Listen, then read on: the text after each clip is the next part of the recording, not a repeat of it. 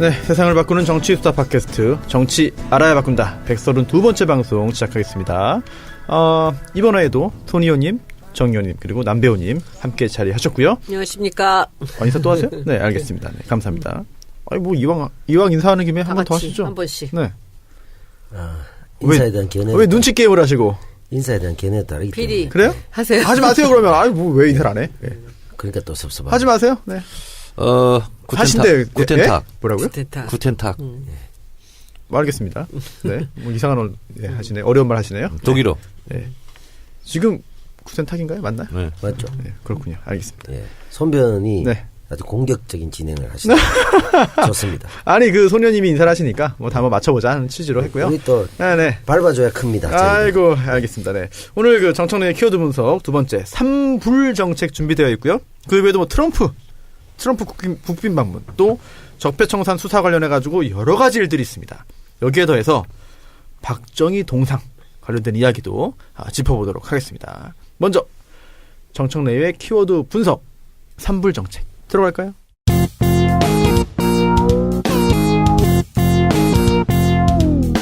정청래 키워드 분석. 3불 정책. 네. 문재인 대통령이 천명한 외교정책 중에 하나죠. 사드 추가 배치 반대. 한미일 군사동맹 거부. 그리고 미국의 MD 체제, 미사일 방어 체제 싫다. 네, 편입하지 않는다. 네, 편입되지 않는다. 이 세 가지입니다. 한 가지씩 따져본다면은요, 사드 추가 배치를 하지 않는다.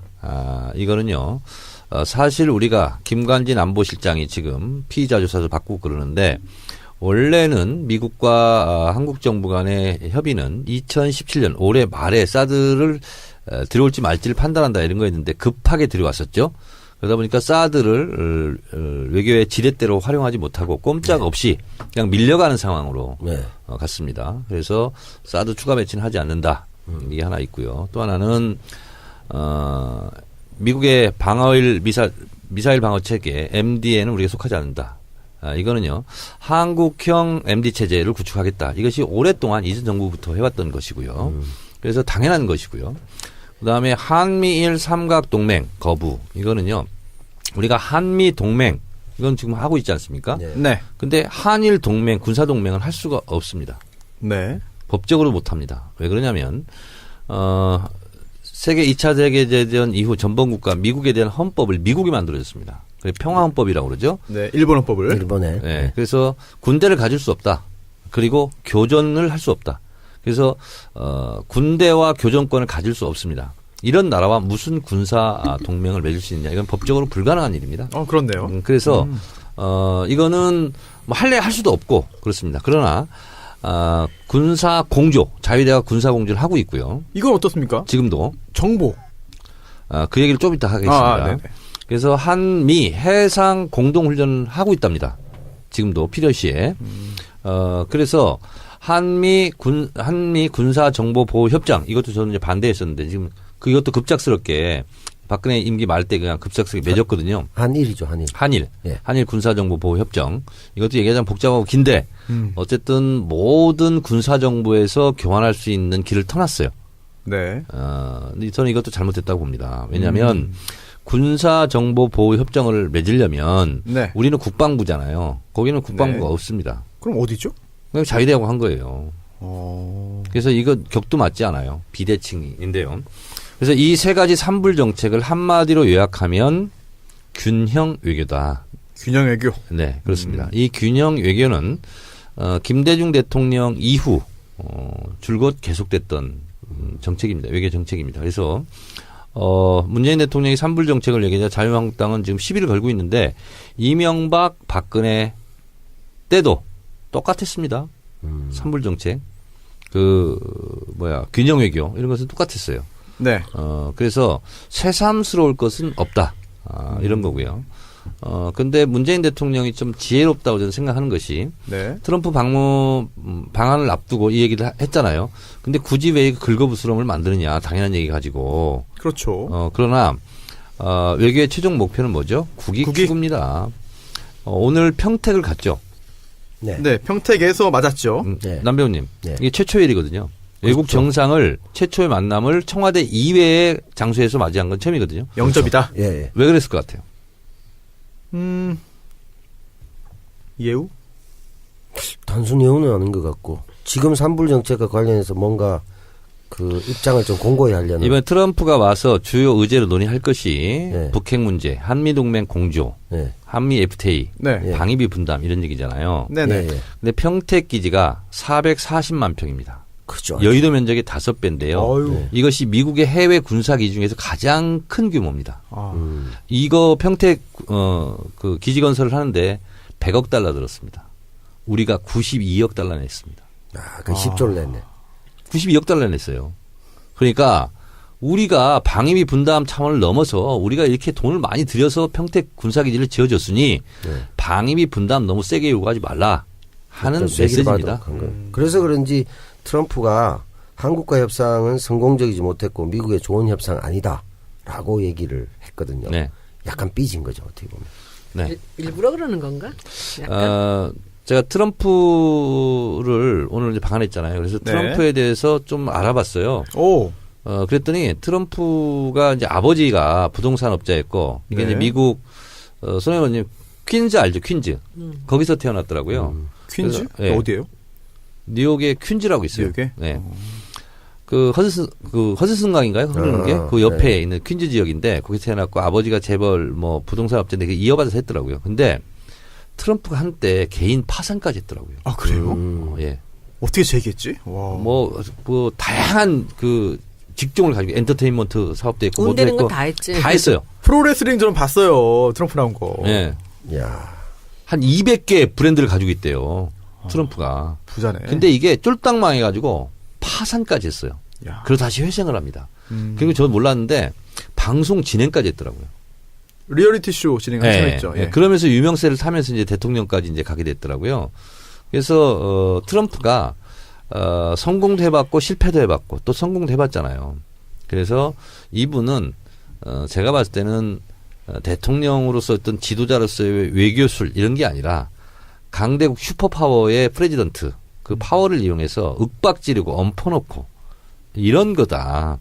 이런 생각이 좀 들더라고요. 네. 그래서 오늘 제가 트위터 썼더니 다른 사람들은 뭐 제 속뜻을 모르고 이렇게 좀 안 좋은 댓글도 다시던데 뭐라고요? 청와대 환영 행사를 봤어요 제가. 네. 어땠습니까? 봤는데 미국에 무슨 테러가 일어나서 뭐 그랬다는 분들도 있지만 제가 봤을 때는 좀 예의가 없다 이런 생각이 들었어요. 왜냐하면 평택에 문재인 대통령이 갔잖아요. 그럼 말이라도 립서비스 차원에도 아이고 뭐 여기까지 오시냐고 고맙다고 했겠지. 안 했답니다. 미군이 트럼프 측이 트럼프가 그 얘기 안 했답니다. 그리고 버선발로 달려가 봐 줬는데도 고맙다는 얘기를 안 했다는 거죠. 그냥 의례적인 인사말도 좀 안 했다는 거예요. 그리고 청와대 행사를 쭉 보면서 아이들이 처음에 이제 환영을 했잖아요. 태극기 들고 성조기 들고. 그러면 저는 그냥 기본으로 아이들한테 다가가서 웃고 악수하고 그리고 또 아이 뭐 머리도 쓰다듬어주고 한번 안아도 이렇게 하는데 전혀 그런 게 없더라고요. 트럼프니까 정청래가 아니고 트럼프니까. 무뚝뚝하더라고요. 근데 저분이 왜 저런 표정으로 웃음기 없는 표정으로 그 일관되게 행사를 참여할까? 저는 제가 틀릴 수도 있습니다. 이번에 한국을 방문한 것은 본인도 실리 외교이지 않습니까? 저는 무기 판매 이것이 가장 크다고 보고 그래서 한미일 공조 뭐 얘기하고 그럴 텐데 처음부터 좀 기선제압하려고 하는 기싸움. 너무나 좀 처음부터 뭐 해벌레 하지 않고 뭐 이런 거지 않았을까. 그래서 트럼프가 상당히 전략적인 사람인 것 같아요. 제가 봤을 때. 그래서 오히려 무게 잡고 좀 이렇게 그러지 않나 그런 생각이 들더라고요. 어쨌든 우리는 균형 외교를 해야만 하고 균형 외교가 살 길인 이유가 손수 변호사께 퀴즈를 내겠습니다. 네. 맞춰도 됩니까? 우리는 수출로 먹고 사는 국가죠. 그렇죠. 수출 주도 국가입니다. 네. 우리가 수출을 제일 많이 하는 나라가 어디입니까? 미국일 것 같지만 알고 보면 중국. 중국입니다. 네. 몇 프로는 하는 것 같습니까? 전체 수출량이 30%? 25, 6%. 25, 합니다. 6. 미국은 얼마나 할 것 같습니까? 15? 13%. 12. 대충 맞추네 그래도. 그래서 미국, 일본, EU 네. 수출하는 수출량과 네네. 중국하고 비슷합니다. 어마어마한 거네요. 그렇습니다. 그러니까 우리가 수출로만 본다면 미국, 일본, EU를 다 합친 거하고 중국하고 하는 거 똑같아요. 야, 중요한 국가예요, 사실 우리한테. 그래서 우리는 중국과 예를 들면 관계가 잘못된다. 네. 그러면 우리는 수출이 막히는 거예요. 근데 우리가 중국으로부터 수입하는 건 또 별로 없어요. 그렇죠. 그게 상대적으로. 그리고 특히 90년대 초반 같은 경우는 전통산업, 뭐 섬유 뭐 이런 거 주로 이제 수출했었는데 그러다가 이제 반도체, 철광, 석유화학 제품 이런 거를 2000년대 하다가 지금은 ICT, ICT가 뭐예요? 첨단, 첨단? 네. 정보, 문화. 그렇죠. 그런 걸 주로 이제 하는데 ITCT. 중국에 대표가 다 하는 수출하는 70%는 가공무역이랍니다 또. 그래서 제가 공부를 하다 보니까 이렇게 얘기하더라고요. 앞으로 우리는 예. 메이드 인 차이나. 네. 예를 들면 우리 물건이 중국에 가서 이제 제품이 만들어진 메이드 인 코리아가 된다는 거예요. 앞으로 우리는 중국과 공조해서 우리의 기술과 네. 중국의 시장과 이런 것이 결합해서 메이드 위드 차이나 이런 말 들어보셨어요? 그렇게까지 우리는 나가야 된다. 그게 우리 살 길이다. 이게 이제 연구위원들이 이제 주장하는 게 그거더라고요. 네. 자, 이런 상황이에요. 그러다 보니까 우리는 미국만 쳐다보고 있을 수가 없다는 거죠. 그런 면에서 어렵지만 사실은 제가 대통령이 안 돼봐서 모르지만 미국과 상대하기에는 얼마나 벅차겠습니다. 일반 국민들은 그거 잘 모를 수 있잖아요. 근데 대통령은 그 부담감이 얼마나 크겠어요. 미국 대통령이 좀 삐지면 바로 타격이 오는데 또 중국은 또 얼마나 또 겁나겠어요. 중국이 삐끗하면 막 이렇게 막 난리가 나고 뭐 롯데 문 닫고 막 이러는데 우리나라가 지금 가장 뜨고 있는 수출품이 중국의 화장품이랍니다. KBT. 저도 최근에 그 중국인이 세운 한국 화장품 회사하고 자문 계약하라 책을 그 중심에 저희가 일을 했지 않습니까? 우리 회사가 네. 제일 중요했던 게 KBT의 중심에서 네. 브랜드를 개발한 거죠. 전 세계 화장품 수출량의 37%가 중국으로 수출한다는 거. 지금 뭐 랑콤이나 샤넬 같이 옛날에 한 시대를 구가했다가 다 떨어져 가던 것이 중국 때문에 다시 다 살아났어요. 왜냐하면 그 많은 인구가 네. 화장품을 안 쓰던 걸 쓰기 시작했으니까. 그래서 제가 중국에 1년간 유학했었잖아요. 네. 그래서 이제 티베트 쪽에 깐수성 그쪽에 갔었는데 거기 이제 얼굴이 벌거스름합니다. 중국 사람들이. 근데 10대부터 70대까지 제가 한국 사람이다. 어디서 한국어는 그럼 다 물어보는 게 뭔지 아세요? 뭐래요? 이영애 아니야. 대장금이. 그래서 안다 그러면 네. 그리고 내가 얘기했죠. 나 이영애를 잘한다. 이영애가 나를 개인적으로 아세요? 아는지는 모르겠다. 근데 그 이영애를 왜 물어보냐면 어떻게 하면 이영애 피부처럼 되냐. 그건 저도 모르는데. 그거 안 되지. 그거 우리가 알면 다 그렇게 됐겠죠. 그래서 제가 이렇게 얘기했어요. 이영애로 한국 태어나야지. 화장품 쓰면 된다. 아이고 거짓말이잖아요. 뭘 거짓말이야. 네? 거짓말 아니에요? 다 그렇게 그러니까 광고하는 거예요. 명동에 임대료를 글씨대고. 10배를 올려놓은 게 그 화장품이에요. 그러니까 네. 명동에 옛날에 있었던 양복점이나 구두가게나 이런 게 다 없어지고 모두가 다 화장품 가게가 됐는데 네. 이번에 중국에서 이제 삐끗하고 이제 관광객 안 보내니까 싸그리 다 죽어버렸어요, 지금. 지금도 심각해요. 그러니까 사실. 중국의 힘이라는 게 셉니다. 그래서 이번 트럼프 방안을 우리 계기로 해서 과연 우리의 외교의 방향은 무엇이어야 되고 그리고 균형 외교라는 것이 뭐 보태지도 않고 빼지도 않고 딱 맞는 말이거든요. 그래서 가짜 외교까지. 그렇습니다. 그래서 한 번쯤은 우리의 외교 이것이 근데 김대중 대통령 이후로 쭉 나왔던 거고요. 이게 이제 노무현 대통령 때는 동북아 물류 중심 국가, 동북아 균형자론 이것이 이제 균형 외교랑 같은 거거든요. 그래서 여러 가지로 복잡하고 힘들고 국내 사정도 어렵지만 어쨌든 외교는 이게 눈덩이를 치면은요. 처음에 주먹 같은 눈을 하나 이렇게 말아가지고 굴리다 보면 눈덩이가 점점 커지지 않습니까? 네. 외교, 안보, 국방이라는 것은 가장 큰 눈덩이예요. 우리 국내적으로 좀 절약하고 뭐 허리띠 졸라매고 좀 뭐 하고 하면 뭐 합니까? 외교, 안보, 국방에서 한 번씩 펑펑 터지면 네. 이것은 굉장히 큰 눈덩이이기 때문에 이 외교, 안보, 국방을 잘해야 된다. 그런 면에서 저는 문재인 대통령을 제가 뭐 무조건 좋아하고 네. 그런 차원을 떠나서 네. 균형 외교로 네. 이렇게 외교 중심을 잡았다는 것은 대단히 네. 오늘 평가할 만하다. 옳은 방향이다? 외신 평가들이 뭐 오늘 굉장히 좋은 게 그중에 굉장히 예, 특기할 예. 만한 사실이 뭐래요? 문재인이 트럼프를 잘 다룬다. 다룬다. 얘기예요. 영어 단어가 뭐였습니까? 다룬다. 모르지. 뭐야? ICT 딜 모르는 사람이 위드. 딜 위드. 디비드? 트리트. 트리트. 아이, 그런 소리 하지 맨투맨 마라. 종합용어. 뭐 그렇지. 예. 오늘 저거 나오면은 저 손수호 변호사가 ICT가 뭔지 네. 몰라서 물었다. 네. 정보통신 기술. ICT. 케어는 안 될까? 트럼프 케어. 케어? 아니야. 근데 케어, 트럼프- 그런 말 하면 안 돼. 트럼프 잘 케어는 돌보기. 굉장히 광범위하게 이렇게 광의가 많아요. 근데 제가 보기에는 이제 문재인이라는 사람이 갖고 있는 그런 덕목 중에서 이렇게 자기 속마음을 잘 보여주질 않아요. 예스는 잘하는데 노를 안 해요. 그러니까 그것이 사실은 외교나 이 정치가로서는 굉장히 기가 막힌 일이죠. 네. 되게 반대인 경우들이 많거든요. 예스는 잘 안 하면서 노를 잘하는 사람들이 있는데 이 양반이 아닐 때는 대답을 안 하는 건 노예요. 근데 예스는 금방 해요. 근데 네. 지금 오늘도 보면은 이제 트럼프도 사실 어렵죠. 트럼프가 안 어렵겠어요? 국민들이 촛불 켜가지고 대통령을 만들어 놨으니 정말 5천만 국민 전체를 다 상대하는 거 아닙니까? 근데 아베하고는 둘이 골프 치면서 난리를 치면서 이렇게 둘이 이렇게 찍딱짝꿍이 맞고 편하단 말이죠. 그러니까 문 대통령 같은 사람은 딱 자기하고 손바닥을 부딪히면서 뭔가 이렇게 그렇게 뭐 같이 팍 통하는 사람은 아닌데 이 사람이 지금 국민들한테 대한 인기도라든지 이걸 박근혜를 그냥 탄핵시키고 네. 들어온 이 국민의 힘이라는 것이 문재인한테 있기 때문에 그게 두려운 아니, 거죠. 국내 지지도 따지면은 문재인 대통령이 트럼프보다 한 3배 높지 않아요? 훨씬 높죠. 비교도 안 되지. 4배인가? 그러니까 그럼에도 불구하고 트럼프한테 예우를 갖춰서 해달라라는 식으로 이렇게 하면서 국민들을 사실 좌지우지 지금 하고 있거든요. 문 대통령이. 근데 그런 상황에서 왔는데 골프도 안 치지.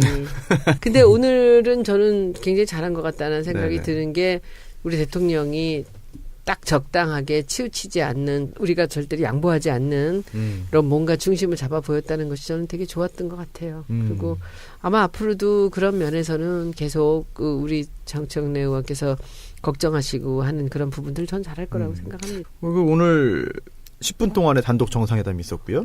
그 후에 또 이제 강요들이 배속한 그런 확대 정상회담까지 있었고 총 3차례죠 오늘? 3차례의 정상회담이 이제 예정되어 있었는데요. 중요한 게 사실 뭐 형식도 굉장히 중요합니다만 구체적으로 어떤 내용이 오갈 것이며 또 오갔으며 또 그게 그동안의 뭐 공감대를 다시 한번 이제 재확인하는 것도 중요하겠습니다만 새로운 그런 내용들도 들어있지 않을까라는 뭐 기대가 있는데 정 의원님 어떻습니까? 보통 이렇게 정상회담 하게 되면 사전에 의제나 내용 같은 걸 다 조율을 해서 확인하는 차원으로 진행하나요? 당연하죠. 그럼 깜짝 뭐 놀랄만한 그런 내용이 나올 가능성은 좀 별로 없어 보이네요. 정상회담이라는 것 자체가 미리 이제 공통적으로 합의할 수 있는 거 있잖아요. 이런 네. 것을 대체적으로 다 실무선에서 합의해놓고 실무선 어느 정도예요? 외교부 장관, 국무부 장관 선인가요? 그렇습니다. 뭐 청와대 뭐 안보실장 뭐 이런 분들. 그래서 사실은 사인하는 행위죠. 네. 그렇게 보는데 지금 기자회견한 걸 보니까 한미동맹을 뭐 했네요. 굳건히 한다 네. 뭐 이렇게 하면서 뭐 무력을 사용하는 일이 없기를 바란다 이렇게 이제 엄포를 좀 놨군요. 누가요? 트럼프가 북에 대해서. 트럼프가 북에 대해서. 네. 그 정도 수위면 사실은 뭐 아주 도발적인 그런 얘기는 아니네요. 표현 자체가. 그렇습니다. 그러니까 이게 트럼프가 이번에 오면서 평택기지에서 얘기했지 않습니까? 네. 미국 장병들을 향해서 미국 내 일자리를 만들러 나는 왔다. 그게 가장 중요한 목표다. 이렇게 그냥 가감없이 얘기를 해줬어요. 네. 얘기를 했는데 트럼프는 딱 그거예요. 한미 FTA 박차를 가해서 무역수지 적자를 개선하겠다. 이런 거 하나 하고 또 첨단 무기 빨리 사라. 네. 뭐 이러려면 한반도 긴장 상태가 필요한 거죠. 필요 조건인 거죠. 근데 그래서 또 긴장 상태가 긴장이어야지 정말 그게 전쟁으로 가버리면 무기 더 못 파는 거 아니에요? 그쪽도 좀 관리를 해야 되는 거 아닙니까? 더 팔죠. 걸프 전쟁이 그런가요? 예. 미국의 재래식 무기를 쏟아본 거 아니겠습니까? 재고 처리. 그렇습니다. 그런 일이 생각만 해도 끔찍하네요. 그거는 한반도에서 그런 일이 생기면 절대 안 되는 건데. 그러니까 그 총알 맞고 폭탄 맞아서 죽는 사람으로 치면 네. 참 환장할 일이죠. 좀 이라크 전쟁 쳐들어갔던 것도 미국이 네. 대량 살상용 무기 하나도 발견되지 못했잖아요. 나중에 보니까 없었죠. 그거 알고 들어갔다는 거 아니에요. 그거 알고 안심하고 들어가가지고. 알고 안심하고 들어갔다. 그러면 바그다드 다 폭격하고 그 다음에 가서 이제 건설을 했을 거 아니에요. 네. 미국 기업들이 다 들어가서 한 거죠. 무기 팔아서 좋고 무기 써서 좋고 실험해서 좋고 그다음에 거기 파괴된 거 있잖아요. 미국 건설회사 들어가서 다 했잖아요. 재건설. 그러니까 이게 외교라는 것은 선악도 정의도 불의도 없어요. 그냥 힘의 논리 하나예요, 딱. NPT 같은 경우도 마찬가지잖아요. 유엔 안보리 이사국 있잖아요. 5개국. 우리만 핵 가지고 나머지는 가지면 안 돼. 이거잖아요. 그리고 또 미국이 이스라엘, 파키스탄, 인도 여기는 핵 보유국 인정해 줄게. 미국이 한 거예요, 그건.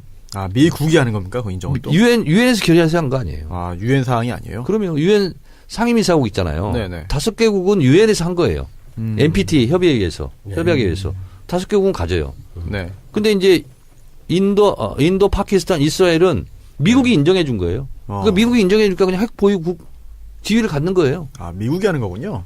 신기하네. 웃긴 거잖아요. 미국이 하는 거지 뭐. 아니, 예를 들어서 우리가 마포에 살고 있어요. 네. 저는 200평 아파트에 살아요. 네. 정청래 이외에는 다 30평 이하로 살아. 그렇게 하는 거지 뭐. 그거지. 아니, 뭐 집에 뭐 총기 소지는 금지돼 있는데 네. 우리 집에는 총이 있어. 그 남들은 안 돼. 이유는 뭐야? 내가 총이 있어야 평화가 유지돼. 근데 네가 갖고 있으면 위험해. 그렇죠. 이렇게 돼버리는 너는 거야. 불장난할 거니까. 그러니까 그렇게 돼버리는 거야. 수령 영도론이네요. 그래서 그렇네요. 결국은 냉엄한 국제 관계, 국제 질서는 힘의 논리다. 다른 거 없다. 힘이 정의예요. 또 하나 힘이 선이고. 다자 외교라든지 균형 외교 이런 말씀하셨는데 뭐 언론에 이런 말도 나옵니다. 옛날부터 등거리 외교. 이게 뭐 현실성이 있는 건지 정말 등거리라는 게 뭐 좀 단순하면은 미국과 중국 사이에서 같은 거리 유지하겠다. 외교의 극중주의인가? 아무튼 그런데 이게 뭐 균형 외교라든지 다자 외교하고 약간 좀 개념이 좀 다른 건가요? 어떻게 봐야 됩니까? 등거리 외교? 우리는 그건 맞는 것 같아요. 한미 동맹이 1차적으로 제일 중요하고요. 네. 그 다음에 중국과는 전략적 동맹자 관계, 네. 전략적 우협력적 관계 이게 맞는 것 같아요.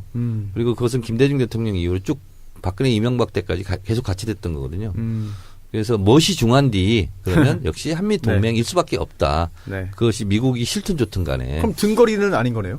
그렇죠. 당연하죠. 그럼 등거리 외교라는 표현 자체는 동의하지 않으신다? 그렇습니다. 일단 알겠습니다. 그러니까 예를 들면 이런 거예요. 북한의 입장으로는 미소 등거리 외교를 했잖아요.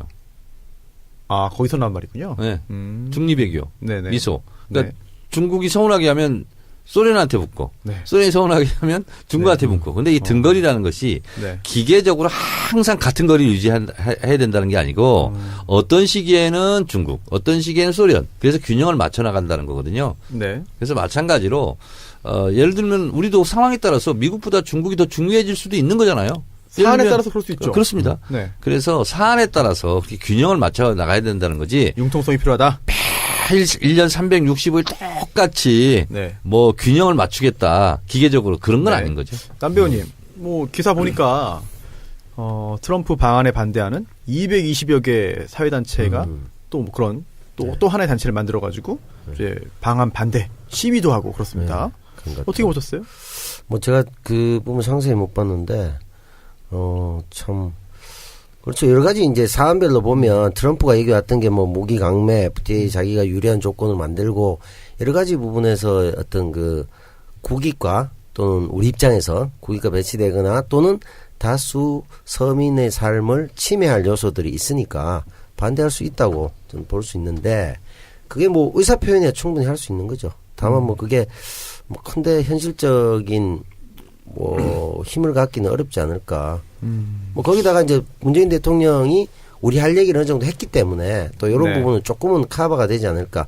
기본적으로는 뭐 트럼프 자체에 문제가 많은 사람이고 미국의 지금 국제관계에서 문제점이 많기 때문에 거기에 대한 원론적인 반대 차원은 계속 있을 거라고 봅니다. 그러니까 이렇게 보시면 돼요. 민주주의 사회에서는 당연한 거다. 네. 아니 트럼프 방안을 반대하는 사람도 있고 찬성하는 사람도 있는데 있는 게 정상이죠, 사실. 있는 게 그렇죠. 정상이죠. 근데 이제 댓글에 보면 네. 이거 문재인 대통령을 곤욕에 빠뜨리는 거 아니냐 이런 우려 섞인 댓글도 좀 있더라고요. 근데 그런 거와는 관계가 없고 그런가요? 오히려 국민들이 네. 무기 강매하지 마라 이렇게 반대해 주는 게 오히려 힘이 실릴 수도 힘이 실릴 수도 있는 거예요.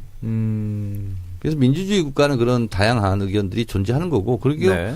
그것이 잘만 또 그 외교에서 활용을 하면 또 뭐 좋을 수도 있어요. 또 굉장히 흥미로운 게 지금 댓글 여론 보면은 문재인 대통령한테 뭐가 좀 해가 될 것 같고 문재인 정권에 뭐가 피해갈 것 같으면 여론들이 굉장히 자발적으로 앞서가지고 다 뭐 인터넷용어로 쉴드를 쳐주죠. 네. 예, 걱정도 많이 해주고 이런 상황이 사실 그 정권 초기에 잠깐 있다가 뭐 없어질 거 아니냐라는 여론도 있었는데 아직까지 강한 것 같아요.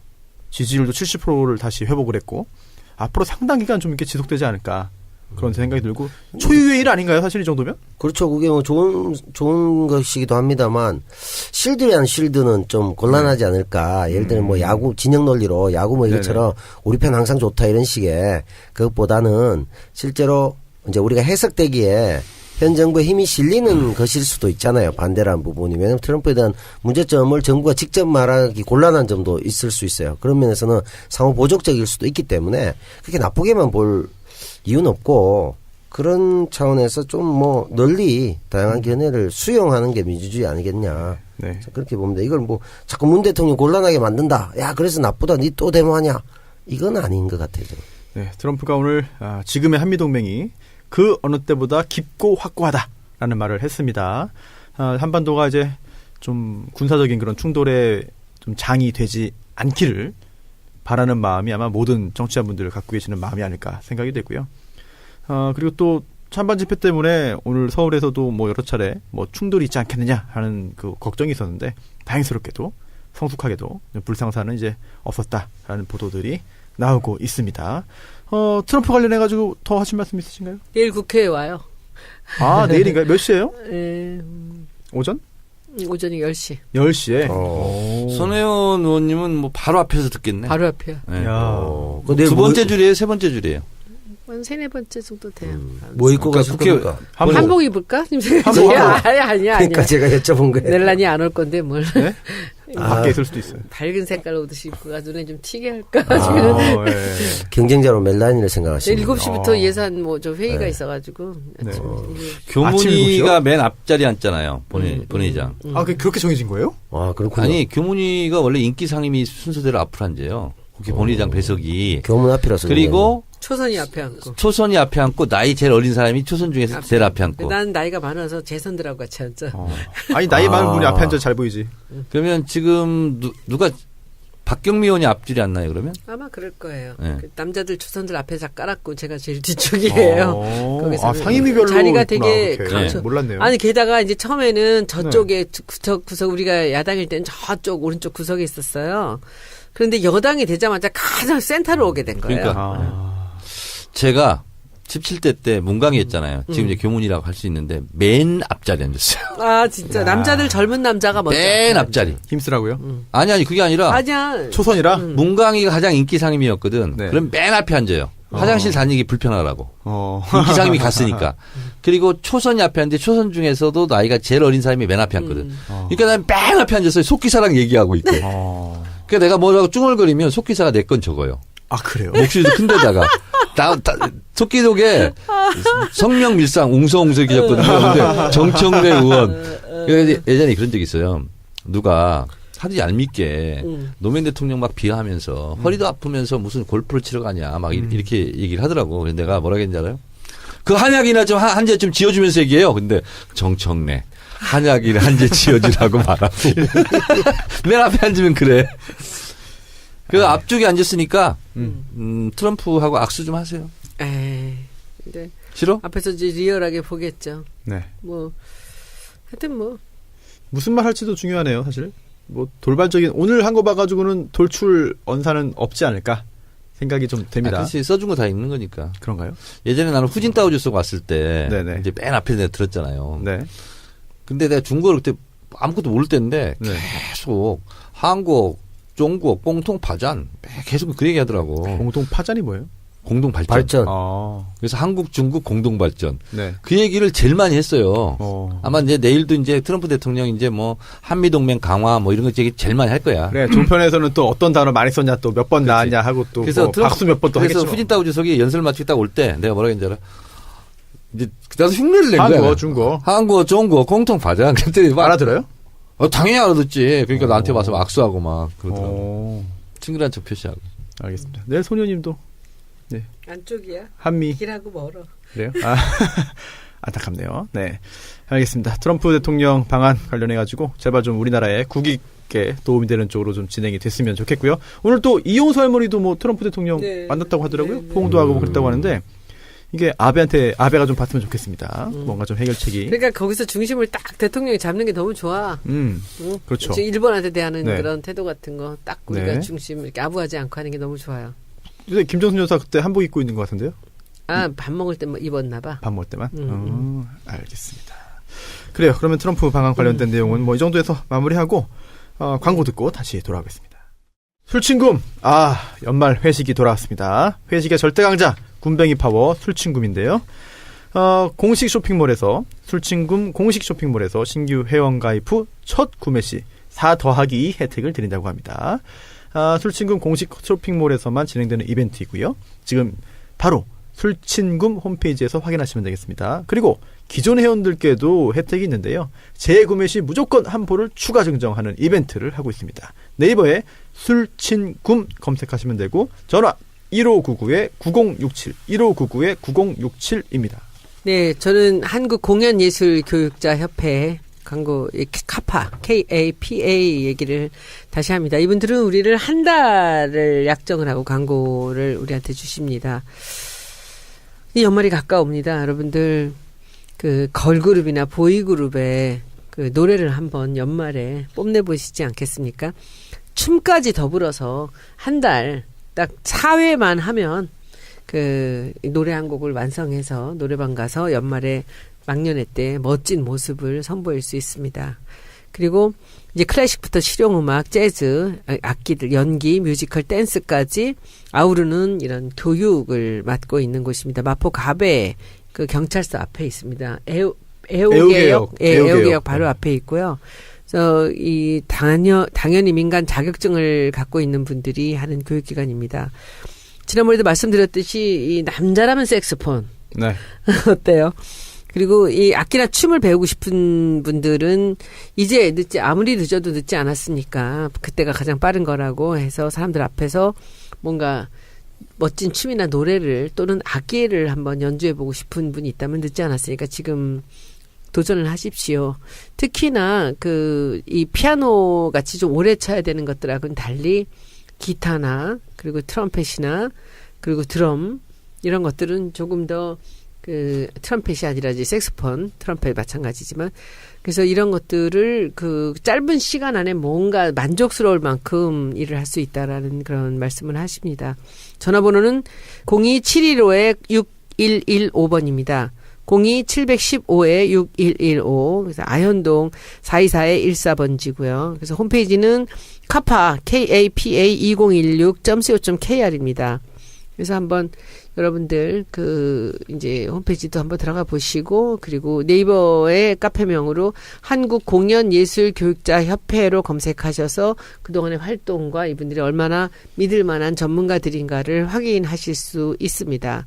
정치 알바 듣고 연락하셨다고 하면 이 녹음실이나 이제 춤을 배울 수 있는 그런 곳을 렌탈비 20% 할인해 드린다고 합니다. 연말을 위해서 준비하실 분 있으면 저는 방송 댄스를 추천드립니다. 저도 손수호 변호사님 네. 발바닥만 족저근막이요. 괜찮으면 네. 많이 회복되고 있습니다 지금. 저도 시간 나면은 지금 악기 하나를 배우려고 그렇게 준비를 하고 있습니다. 여러분들 연락해 보십시오. 02-715국에 115 이분들은 너무 감사하게도 한 달 동안을 우리한테 광고를 이제 몰아주신 분들입니다. 꼭 기억하셔서 한번 연락해 보시고 본인들이 뭘 할 수 있을지 알아보시기 바랍니다. 네, 카파 많은 관심 부탁드리겠습니다. 광고 듣고 오셨고요. 박근혜 사건, 적폐청산 사건. 일주일 동안 굉장히 많은 일들이 있었습니다. 그렇죠? 지난주에도 말씀을 드렸던 부분인데, 이재만 안봉근 결국 구속됐습니다. 구속된 게 끝이 아니죠. 그 후에 여러 가지 놀라운 이야기들을 술술 진술을 했어요. 특히나 박근혜가 시켰다. 박근혜가 하라는 대로 했다. 돈 다 박근혜한테 줬다. 나는 잘 모르겠다. 라고 하는 이야기를 했다고 합니다. 그렇죠? 어떤 심리 상태일지 좀 궁금해요. 어떻게 보십니까, 손 의원님? 이판사판이죠, 뭐. 이판사판. 예, 증거가 나오니까 뭐 어떻게 할 수 없는 말이 거지 없죠, 뭐. 뭐. 예. 이제 여기까지 왔는데 그리고 증거 다 나왔는데 어떡할까 지금 와서 아니라고 할 수도 없는 거고 40억 다 박근혜한테 갔을까요? 뭐 떡고물이야 조금 있을 수 있겠지만 거의 저는 그 박근혜가 쓰려고 그런 시스템을 만든 게 아닌가라는 생각이 들거든요. 사실 문고리 3인방한테 명절 떡값으로 한 명당 3천만 원씩 전달이 된 것 같아요. 본인들이 말을 했죠. 제가 요건 좀 정리를 할게요. 네, 해주시죠. 지금 얘기되고 있는 40억 플러스 알파 5억 뭐 이렇게 한 거 있잖아요. 여론조사비. 이건 특수활동비가 아닙니다. 이게 모든 언론에 지금 특수활동비를 쓰고 그건 있는데 뭐예요? 특수공작사업비. 입니다. 다른 건가요? 네, 다릅니다. 국정원에 있는 항목 중에 다른 건가요? 다른 겁니다. 그러니까 문제가 더 커지는 거 아닙니까? 서훈 국정원장이 얘기했어요. 정보위 아. 때 이것은 특수활동비가 아니라 특수공작사업비다. 그걸 빼간 거다. 네. 제가 좀 설명을 드리면 특공비? 대한민국의 그 특수활동비가 1조 정도 됩니다. 전체 다 합해서요. 전체 다 모든 1년에? 부채. 그중에서 4,900억 정도, 약 50%가 국정원 특수활동비입니다. 아유, 어마어마하네요. 그리고 이 국정원 특수활동비 4,900억은 7개 부처에 분산 예치합니다. 7개 부처라는 게 뭡니까? 뭐, 국정원 산하 뭐 과기부, 법무부 아. 이런 데 쪽으로 이렇게 분산 예치하게 돼 있는데 이건 국정원법 12조에 의해서 법적으로 그래요? 그렇게 보장이 돼 있어요. 숨겨놓는 예산이죠. 이제 국회에 관심이 없는 사람들은 잘 모를 수밖에 없는 거고요. 근데 이제 이렇게 분산 예치 4,900억이 국정원 예산이야. 그렇지 않습니다. 또 국정원 본 예산이 있는 거예요.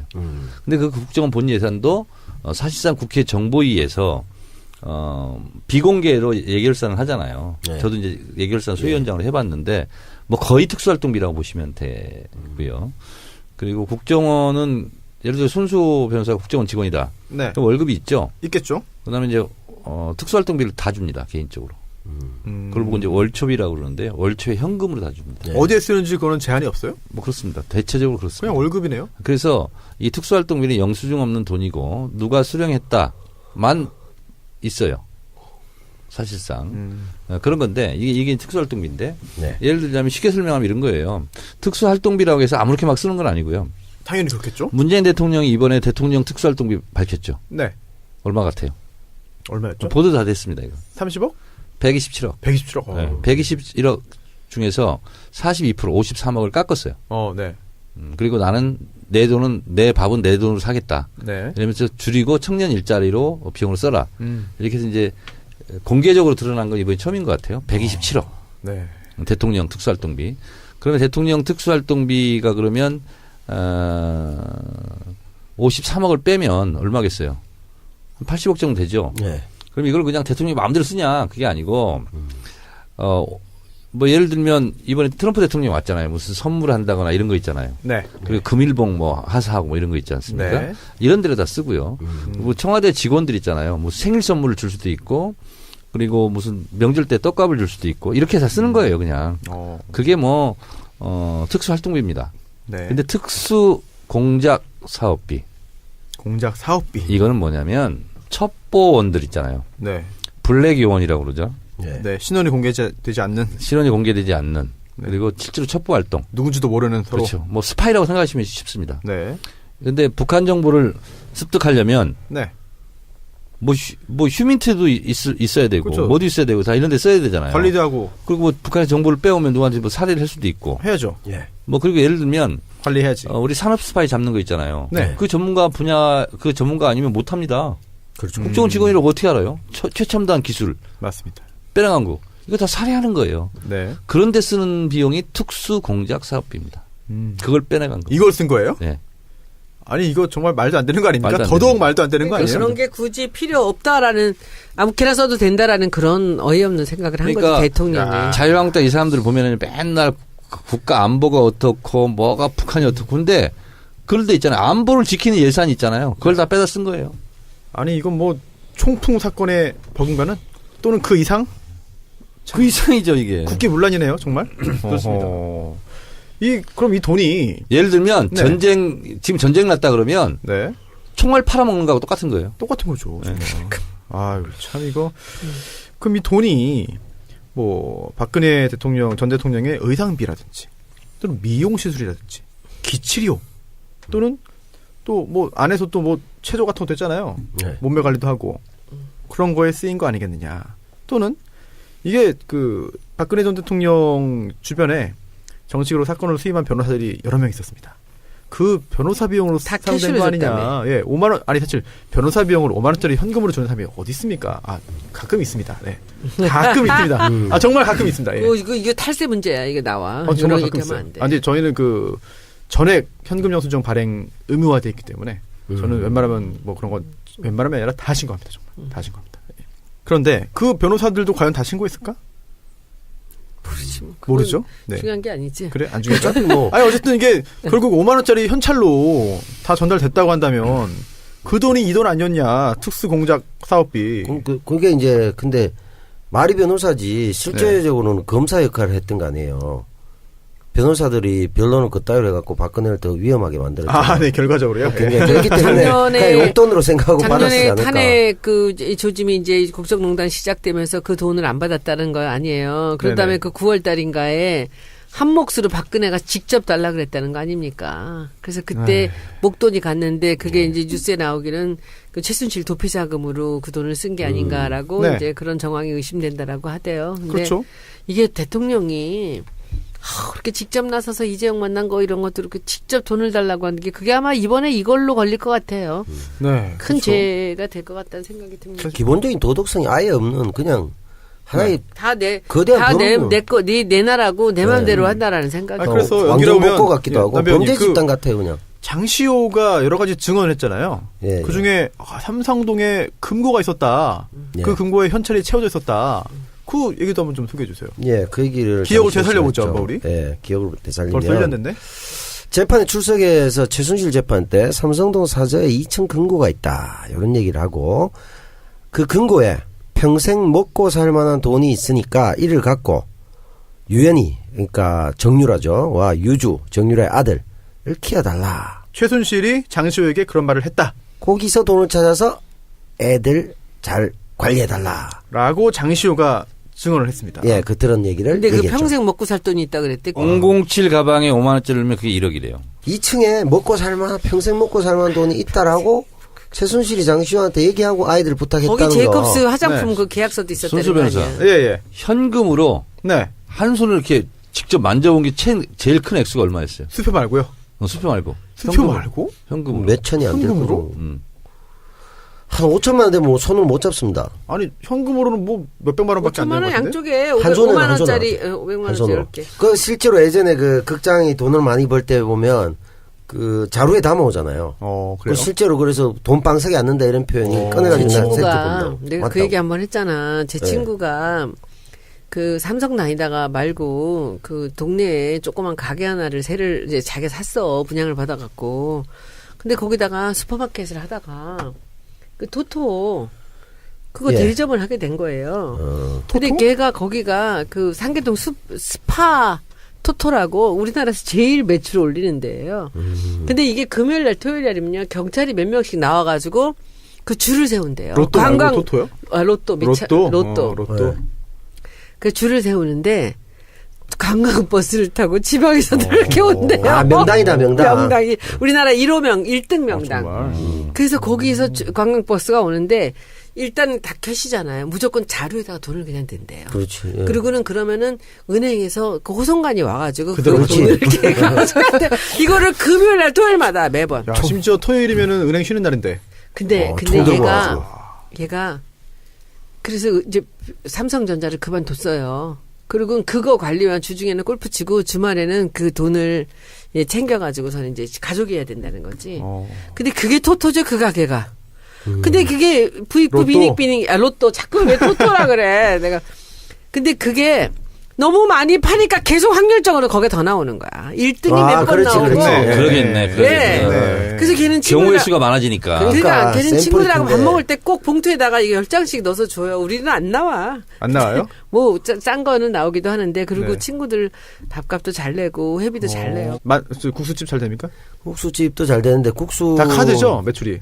요즘은요. 네. 그 예를 들면 지점마다 달라요. 조금 이제 경제적으로 풍요롭지 않은 네. 곳은 현금 매출이 더 높고요. 네.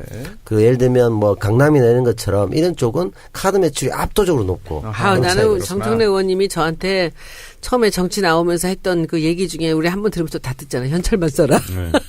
그래서 저는 제 개인적으로 뭐 밥 먹고 그런 거는 많이 이제 카드 쓰는데 일단은 저는 이 지역구나 뭐 이런 건 다 저는 현찰만 써요. 왜냐하면 가게에서 일단 좋아해요. 그러니까 좋아하죠, 너무 사실. 좋아하지. 너무 좋아하죠. 사실 너무 좋아하죠. 좋아하지. 근데 저도- 그건 또 탈세라는 거 아닙니까? 따져보면 탈세야? 그게 왜 아니고 탈세야 그게? 그게 아니고 나는 탈세를 통장, 연결된다. 가게가 탈세지. 통장에서 아, 그러니까. 이렇게 100만 원씩 찾아요. 네. 5만 원씩은. 그래서 항상 현금을 쓰고 다녀요. 네. 맥주를 먹어도 네. 뭐 밥을 먹어도 그러면 네. 너무너무 좋아하는 거야. 요새도?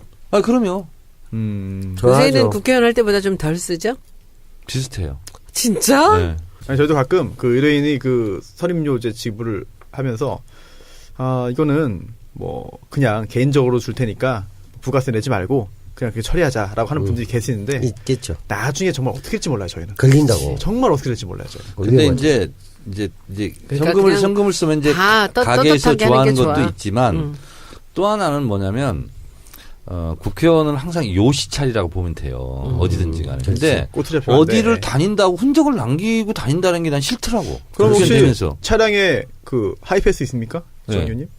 하이패스 있어요. 남는데 흔적이? 그럼 다 남죠. 어디 갔는지. 아, 그거에는 아무 상관이 없지. 근데 내가 네. 정의원이나 저나 우리는 흔적이 나머지 별로 끌릴 게 없어. 차에 트렁크에 굴릴 게 없어, 우리는 우리는. 진짜 이게 국회의원들은 어디 가서 누구 만나고 오늘 네. 점심 때도 보니까 진짜 사람들이 이렇게 모여서 숨어서 만나기도 하고 그러기도 하는 것 같은데 우리 같은 경우는 정청래 의원이나 저나 맨날 네. 콩나물국밥집 아니면 맥주집밖에 가는 거. 저는 뭐 블랙조끼? 이 바닥에 난 저녁 시간에 정찰반 나오는 거밖에 저녁엔 약속을 안 소리로 해요. 이제 우리 나는요, 현역 때도 연락이 잘 안 되는데 전화 안 받을 때가 있잖아. 그러면 노래방이지. 딱 세 군데래. 치킨집, 맥주집 뭐. 밥 먹는 집, 맥주집, 노래방. 세 군데 중에 한 군데 감이 있다는 거야. 아, 항상 관내를 벗어나지 않고. 별로 이 동선이 굉장히 심플해. 그러니까 숨어서 하는 게 없어. 그러니까 정치인이란 게 사실은 상당한 그 도덕성과 봉사 정신이 있어야 되잖아요. 저보고 왜 안 하냐면 저는 기존의 정치인은 뭐 달랐지만 원론적으로 치자면 그런 거라고 저는 보는데 그만한 봉사 정신이 없는 거야. 난 나 혼자 즐겁고 놀기가 누가? 바쁜 거야. 누가? 나 같으면. 왜 당신 정치 안 하세요? 뭐 정의당 네. 아니 이런 데서 물어봐요. 네. 하라고 막 권유를 한단 말이야. 아니, 비호감 얼굴은 또 하기 힘들어. 그럴 수도 있겠습니다만. 아우 비호감 국회의원 중에 비호감 얼마나 많은데 무슨 소리예요? 최근에 이제 성형 기술의 도움을 약간 받기로 했기 때문에 달라질 수가 있을 것 근데 같고. 예. 정치는요. 예. 남배우님은 안 돼. 제가 봉사 정신이 없어요. 안 된다고. 아니 그게 아니라 이게 임명직이 아니고 선출직이거든. 왜요? 다른 사람들이 뽑아줘야만 되기 때문에 아니. 별로 남한테 관심이 없으시잖아요. 아니 제가 좀 나가면 경쟁력 있는데 옛날에 다 당선됐는데 나갈 그건 본인이 때마다 생각하시는 그런 거지. 어릴 때 너무 많이 당선돼갖고 제가 별로 더 이상 의욕이 없어졌어요. 어릴 때요? 예. 됐어요, 나부터 그러네요. 넘어가. 예. 정청래, 팩트입니다. 손혜원, 남태호의 오늘은 경제수다 팟캐스트가 돼가지고 돈 얘기 좀 많이 했습니다. 이 경우 많거든. 네. 2층에 돈. 그 이게 이번 주에 이걸 또 경제라고 볼 수가 있어? 경제 아니에요? 경제지 당연히. 산수지 이건. 거의. 경제수다. 예, 돈 세는 얘기 많이 그냥 했고. 돈수다라고 해. 돈수다 알겠어요. 금전수다 들으셨고. 박근혜 비자금일 것이다. 알겠어요. 광고 듣고 오겠습니다. 네. 이번 광고는 영한 네이처 마카산삼입니다. 항상 최상급 마카만을 취급하는 영한 네이처에서 신제품 네이처 마카 파우더와 네이처 마카 과립을 출시했다고 합니다. 마카 파우더는 그 어느 것도 썩지 않은 100% 최상급 마카의 분말 형태로 음식이나 음료에 섞어 드시는 것이고, 마카 과립은 마카 파우더를 먹기 좋게 은당 크기의 과립으로 물과 함께 드시기 편하게 만들었다고 합니다. 그동안 영한 네이처를 사랑해주신 고객님께 보답하고자 타사에 비해 훨씬 저렴하게 100% 프리미엄급 마카를 공급하게 되었습니다. 이제 100% 최상의 프리미엄급 마카를 원하신다면 영한 네이처를 검색하시거나 031-323-2559 323-2559로 전화를 주시고요. 마카는 역시 오랜 기간 팟캐스트와 함께해서 믿을 수 있는 바로 그곳 영한 네이처입니다. 비단발 크림. 그거 제가 할게요. 네. 이 비단말 크림이 발에 바르는 크림입니다. 그런데 제가 아시는 분은 아시겠지만 저는 겨울에도 맨발로 다녀요. 그래서 안민석 의원이 저만 보면은 국회에 저기 맨발로 들어오지 못하는 법을 정해갖고 저 양말 시켜야 된다고. 맨발에 디바시고. 근데 저는 아주 오래전부터 맨발입니다. 근데 그래서 저는 밤에 잘 때는 꼭 크림을 바르고 양말을 신고 자요. 수면 양말. 네. 왜냐하면은 제 발이 보호를 받아야 돼. 낮에 혹사당하기 때문에. 근데 제가 이 비단발 크림을 그 전에 이거 뭐 써보고 효과 없으면은 뭐 반품 받는다고 네, 물어낸다고 그래서 제가 이제 한번 써봤는데 정말로 놀라운 그 보습 효과가 있고요. 정말 놀라운 오일이 너무 충만하고 그래서 그때 제 말씀이 근데 이런 걸 바르면 미끄러워요. 그렇죠. 그래서 발량말이 있었으면 좋겠다고 말씀드렸는데 이번에는 이 발량말을 한 박스를 끼워서 보내주셨더라고요. 이거 정말 여러분들 겨울에 그 저녁 때 주무실 때 이 비단발 크림 바르시고 깨끗이 이제 각질 제거도 좀 하시고 이제 깨끗이 닦은 다음에 비단발 크림을 듬뿍 바른 다음에 그냥 집에서 쓰시는 수면 양말 같은 거 딱 한번 바르고 신고 주무시면은 아침에요. 그 오일의 느낌이 발에 전부 스며드는데 발 정말 좋아집니다. 여름에는 저번에 물론 주신 거죠 이게. 네. 저는 아직 여름에는 물론 해봤는데. 겨울에 한번 꼭 해보세요. 그러면 정말 발이 겨울에도 각질 하나 없이 부드러운 발을 쓰실 수 있고요. 그래서 이번에 새로 출시한 이제 비단발 아로마 푸스틱 이게 스틱으로 돼서 이렇게 바르는 거예요. 네. 사용이 간편하고 휴대가 편합니다. 그래서 여기 이제 그 오일이 제가 보기에 이 비단발의 특징은 굉장히 오일이 많이 들어있어요. 좋은 오일이. 그래서 꼭 한번 써보시면 그 비단발 크림 이름도 너무 이쁘잖아요. 이름 네이밍 너무 잘하신 것 같아요. 비단발. 네. 비단발. 근데 크림. 진짜 그 효능이 비단발 같아요. 그래서 제가 이건 직접 써봤기 때문에 아주 제가 네. 광팬입니다. 이상입니다. 알겠습니다. 비단 발크림이 비단 이름은 좋아도 효과가 없다면 비단 발크림 이름이 무색할 텐데 효과가 좋다고 하니 괜찮습니다. 좋아요 아주. 개그로 마무리될 줄 알았는데. 빨리 넘어가. 딱 못 들어오게. 저도 빨리. 약간 실망스러운데 이거는. 그다음에. 일단 아직 그다음에. 뭐 하시는 거죠? 그다음에 안 돼. 그다음에. 빨리 넘어가. 같이 줄 수는 없습니다. 알겠습니다. 아직 지금 세 번은 할 수 있도록 야, 해주세요. 됐어. 네, 알겠어요. 일단 한번 사용하셨어요. 녹음 끝나고 하시고요. 쟤 왜 그래?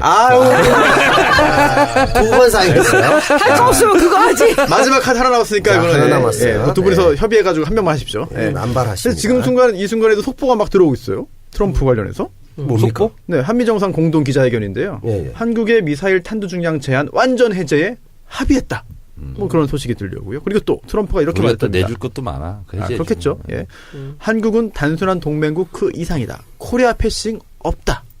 이 보수 여당이 뭐라고 할지 모르겠습니다. 이제 잘 팔아먹었다 이 뜻인 거예요. 네, 그리고 또 미국의 전략자산이라는 말 자체를 미국에서 잘 안 쓴다고 하는데 어쨌든 전략자산 도입 협의 범주에 핵 추진 잠수함도 포함된다라고 하는 얘기들이 들려오고 있습니다. 뭐 일단 받을 건 받고 감사히 받고 고맙게 받고 줄 건 또 너그러이 줘야 되는 그런 영역도 있지 않을까 생각이 됩니다. 네, 얘기를 좀 바꿔볼까요? 굵직굵직한 게 굉장히 많은데 특히나 이제 국정원 수사방에 관련해서도 이건 좀 큰 사건들이 많이 나오고 있습니다. 특히나 이제 변창훈 검사가 영장 실질 심사를 앞두고 변호사 사무실에서 결국은 추신해서 마요. 됐어. 땀을 끊었어요. 할 말 없어. 그래요? 뭐 이거 어떻게 하겠어요? 거기도 무슨 얘기를 하겠어요? 그걸. 이거? 아니 그래서 뭐 변창훈 검사의 뭐 죽음 자체를 놓고 뭐 이게 뭐 어떤 죽음이냐라고 논하기보다는 이게 국정원 수사 방해 이 사건 있잖아요. 아니 근데 저는 이런 경우 보면 정 의원님이 그냥 한마디만 좀 해주세요. 사람은 어떨 때 죽습니까? 제가 죽어보지 않아가지고. 그래도 이 변호사님 잘하시겠다. 어느 순간에 몸을 던집니까? 인간은. 저도 아직 그럼 남 배우님이 이번에 대답해 주실 것 같아.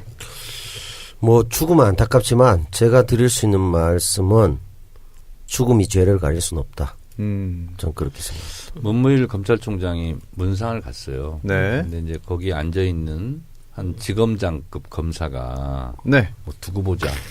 뭐 이런 식으로. 니들이 죽였어. 뭐 니들이 죽였어 이러면서 그랬던 것 같은데 죽음은 안타까운 일이고 거기에 조의를 표하지만 어쨌든 남배우 지금 얘기했던 이 죽음으로 죄를 덮을 수는 없잖아요. 그런 그렇죠. 것처럼 마치 이거를 보복당한다 이런 느낌으로 받아들이는 것 같아요. 그건 됐어요. 좀 아닌 것 같아요. 넘어가. 그럴까요? 네, 알겠습니다. 그 다음에 수사가 위축되지 않기를 바라겠습니다. 네, 또 네. 혹시 또 균형 또는 네. 물타기 이런 쪽으로 흘러가지 않기를 좀 바라겠고요. 지금 뭐 적폐청산에 이 정도로 아마 뭐 스피드가 줄지는 네. 않을 거라고 하여튼 생각합니다. 나쁜 짓을 한 사람들은 검사든 판사든 네. 뭐 국정원 직원이든 누구든 간에 다 알았습니다. 가려내가지고 이제 단죄를 하여튼 해야겠죠. 검사는 더 잘 검사해봐야 돼. 알았어요. 이제 세 번, 끝났어. 세 번. 다 네, 쓰셨어요. 됐어. 그만 세 번 다 넘어가. 썼어요, 넘어가. 제가. 이제 없어요, 재영은 얘기가. 반응을 하지 말아야 돼. 그래요? 응. 이게 아재 제가 너무 개그인지도 반응했나요? 모르고 그냥 넘어가는 거야. 저런 반응 좋아요.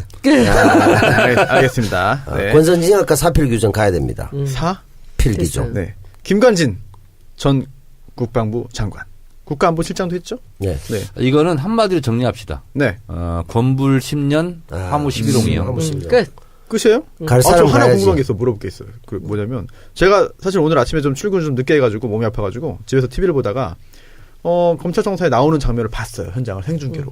그런데 북한의 기만적 전술에 대응하기 위해서 정상적으로 이거는 본연의 업무를 충실히 한 거다. 군 사이버사가 그런 이야기를 하고 들어갔습니다. 그리고 MB에게 보고했냐? MB에게 보고했는지를 계속 집요하게 여자 기자가 따라붙으면서 물었는데 묵묵부답으로 들어갔거든요. 그 목소리를 제가 들었거든요. 네네. 들었는데 두 가지더라고요. 어떤 겁니까? 괜히 군인이니까 센 척한다. 센 척한다. 그리고 역시 블러핑이다. 목소리에는 상당히 두려움에 떨고 있다. 구속 임박 아닌가요? 이 정도면? 그러니까요. 그 목소리에 그런 게 들어있더라고요. 김관진 남재준 다 그렇지 않겠어요? 군인 네. 출신들 폼만 잡고 사드의 또 원흉이기도 하잖아요. 그러니까 그렇죠. 잡혀가죠. 그럼 남재준 전 국정원장은 네. 앞으로 어떻게 될까요? 그분도 가지 않을까요? 국정원장을 하면 반드시 구속된다는 선례를 지금 네. 앞에 원세훈 남겼기 때문에 네. 뒤에 이병기, 이병호까지 다 그냥 4명이 쭉 가면 녹음이 우리가 지금 화요일이잖아요. 네. 수요일이죠. 수요일에 그 남재준 전 원장 조사가 예정되어 있습니다. 내일이군요. 네, 그래서 검찰청사에서 앞에서 도대체 뭐라고 할지, 김관진 전 실장과 똑같은 말을 할지. 남재진 전 네. 국정원장이요. 네네. 나는 군인으로서 네. 국정원장으로서 네. 국가에 충성을 한 죄밖에 없다. 그렇게 얘기할 거예요. 네, 야, 그리고 이거 이제 맞으면 정말 신기하겠다. 이런 거 잘 맞아. 이런 거 잘 맞아. 지난번에 164. 김명수 대법관 네. 164. 완벽했죠. 그럼 완벽했어. 네. 정말 끝났어요, 살다 이제. 그렇게 끝났어요. 맞춘 경우 처음 끝났어요? 봤어요. 빨리 다음. 그래요. 김관진, 남재준 이후에 또 하나 이인규 전 중수부장이 있습니다. 오늘 메시지 보냈습니다. 네, 기자들에게. 기자들에게. 그렇죠. 제가 아까 그것도 보내줬던 것 멋있던데 같은데. 얼핏 보기에는 엄청 길어가지고. 많이 내용이야 길어. 뭐 뻔한. 요약하면 어때요? 무슨 내용입니까? 걔들이 와가지고 그렇게 하자 그랬대. 뭐 상황이 있어 걔들 와서 네. 해가지고 했는데 나는 내가 안 진짜 했다. 논두렁이라면 한 적도 없고 국정원이 뭐. 언론에 흘리라고 시켰는데. 그렇지. 하지만 내가 안 나는 안 했는데 했다. 나중에 가서 했다. KBS에 그리고 흘렸더라. 뭐 굳이 얘기하면 와서 증언도 할게. 네. 다만 바빠서 미국에 계속 좀 있을게. 자, 이거는 그렇게 제가 계기시는 거죠. 네. 취재를 했습니다. 오, 뭐예요? 어떤 취재를 한 기자를 상대로 제가 취재를 했는데요. 아하. 당시에 어느 매체인지 밝힐 수 있나요? 네, 당시에 논두렁 시계를 보도한 SBS 잖아요. SBS입니다. 네네. 근데 그 SBS 이모 기자인데 네. 같은 팀에서 이모? 활동했던 한 해 후배인 네. 어떤 기자하고 제가 고모 통화를 했어요. 기자나 네.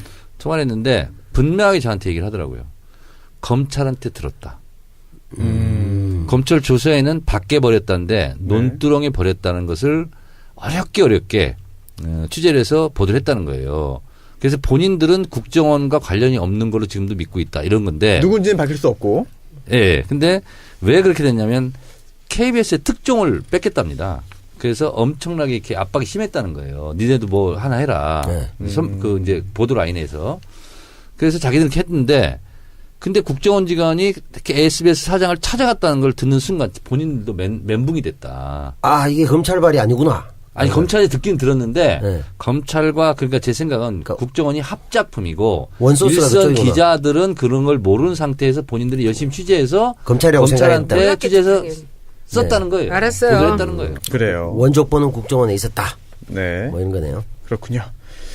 알겠습니다. 적폐청산 수사가 속도를 내야 되는데 혹시라도 이런 일 때문에 좀 속도가 좀 줄어들지 않기를 바라겠고 마지막으로 MBC 얘기 한번 좀 간단하게 정리해 볼까요?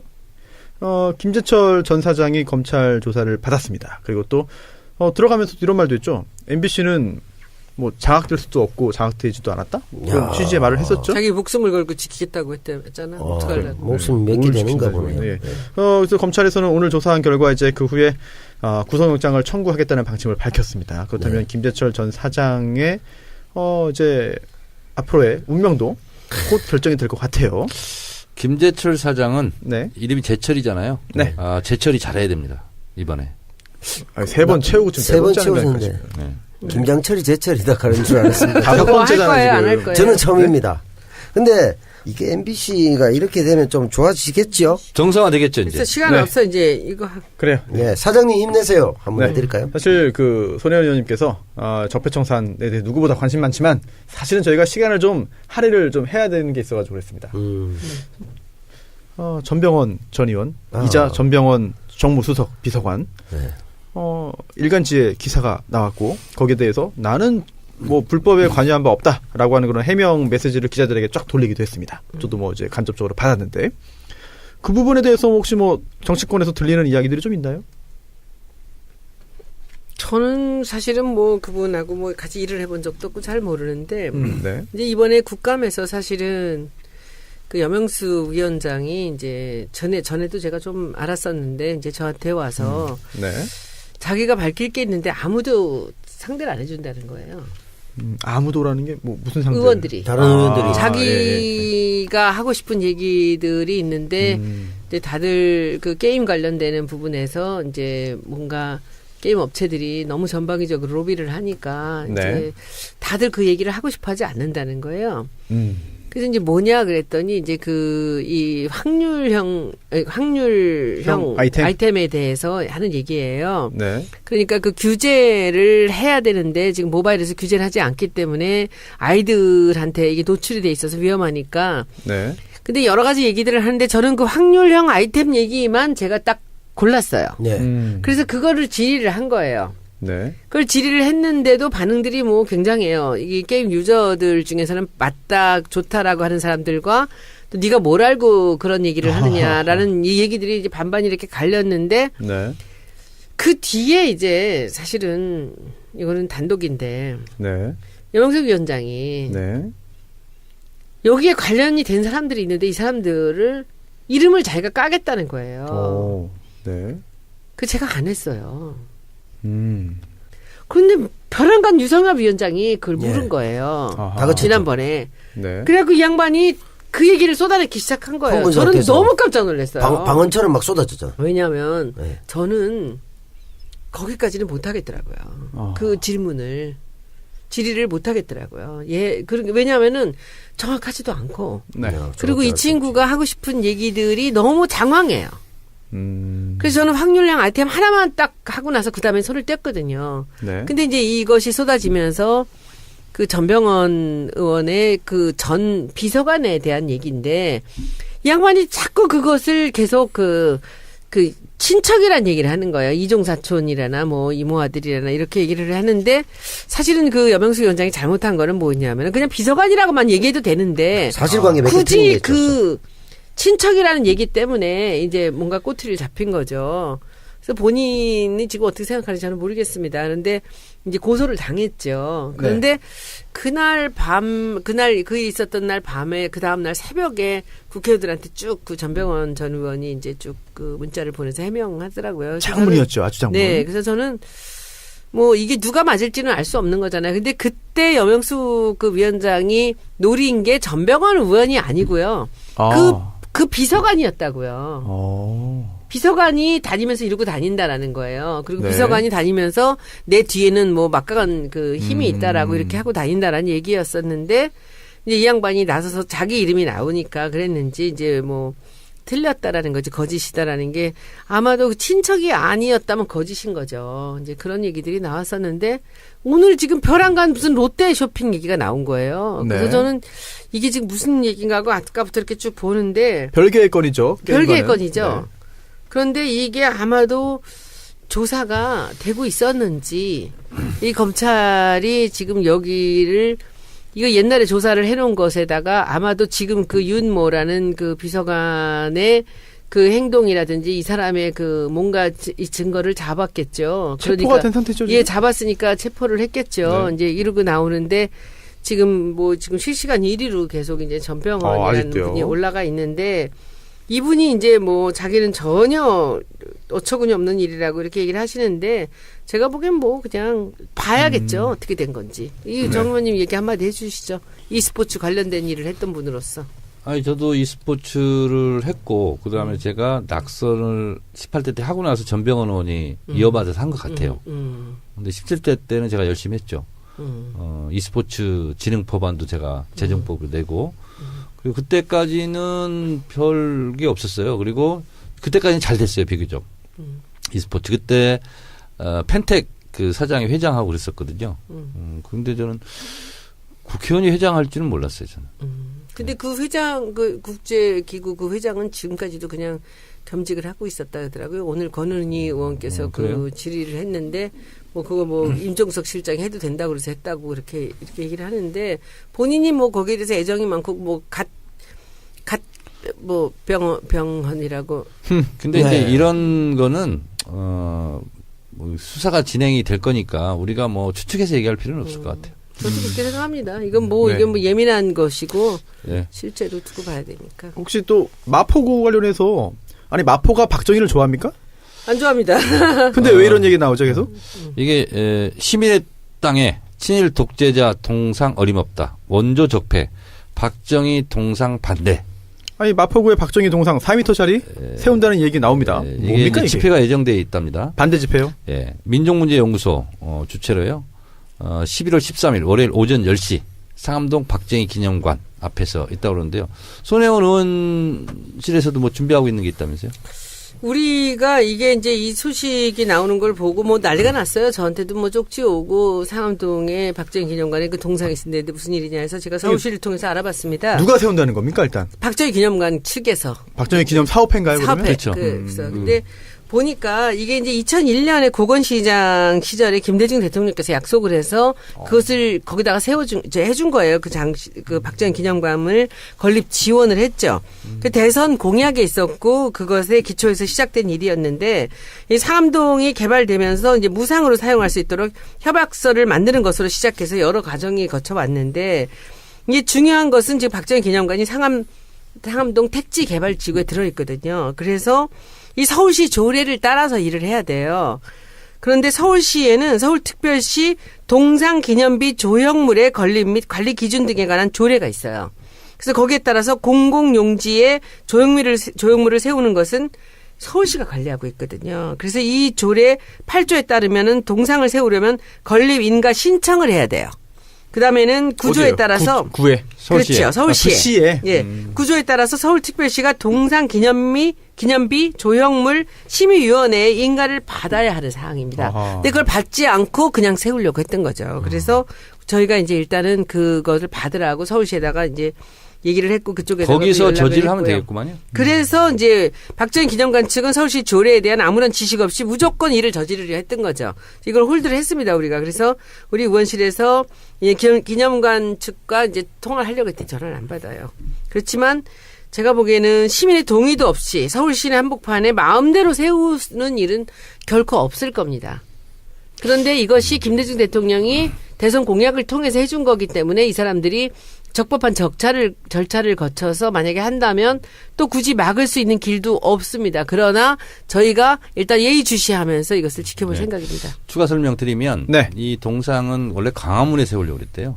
아. 근데 이제 이게 반대 붙여서 못했고. 세종대왕 뒤에 그래서 이 앞에 아니야, 동상을 또? 만든 분이 세종대왕상 그 만든 분이래요. 옛날에 만들어 놓은 거네. 아니, 만들어놨어요? 돌아가셨는데. 만들어 만들어 있어요. 세운다는 지금. 얘기예요? 만들어 네네네. 있어요. 어디 있어요? 그래서 원래는 오보였다는데 13일 날 그 동상을 네. 들여온다 기념관으로. 오. 이제 그건 아니었고 그건 아닌 걸로 알고 있고 이제 차츰 계획을 세워 세운다는 건데 비싸겠네. 지금 서울시 조례에 따라서 해야 된다면 조례에서 그럼 반대하면 될 것 같고요. 그 방법이 하나 생긴 것 같고 2015년인가요? 서울시에서 그 땅을 서울시 땅이거든요. 아예 박정희 기념관에 팔려고 그랬어요. 매각하려고. 그걸 내가 알고 깜짝 놀래가지고 그러면 이제 저 이사도 안 가고 영원히 있을 거 아니에요. 하겠다고 딱 해서 돈까지 이제 정했었거든요. 그래서 그거를 이제 제가 막았죠.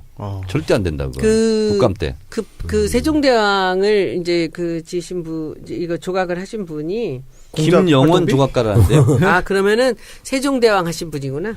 네, 예. 그러니까. 그 사실은 이순신 장군 하신 분이 굉장히 유명하신 훌륭한 분이었어요. 아니 굳이 세우려면 그 따님하고 두 개 세워가지고 네.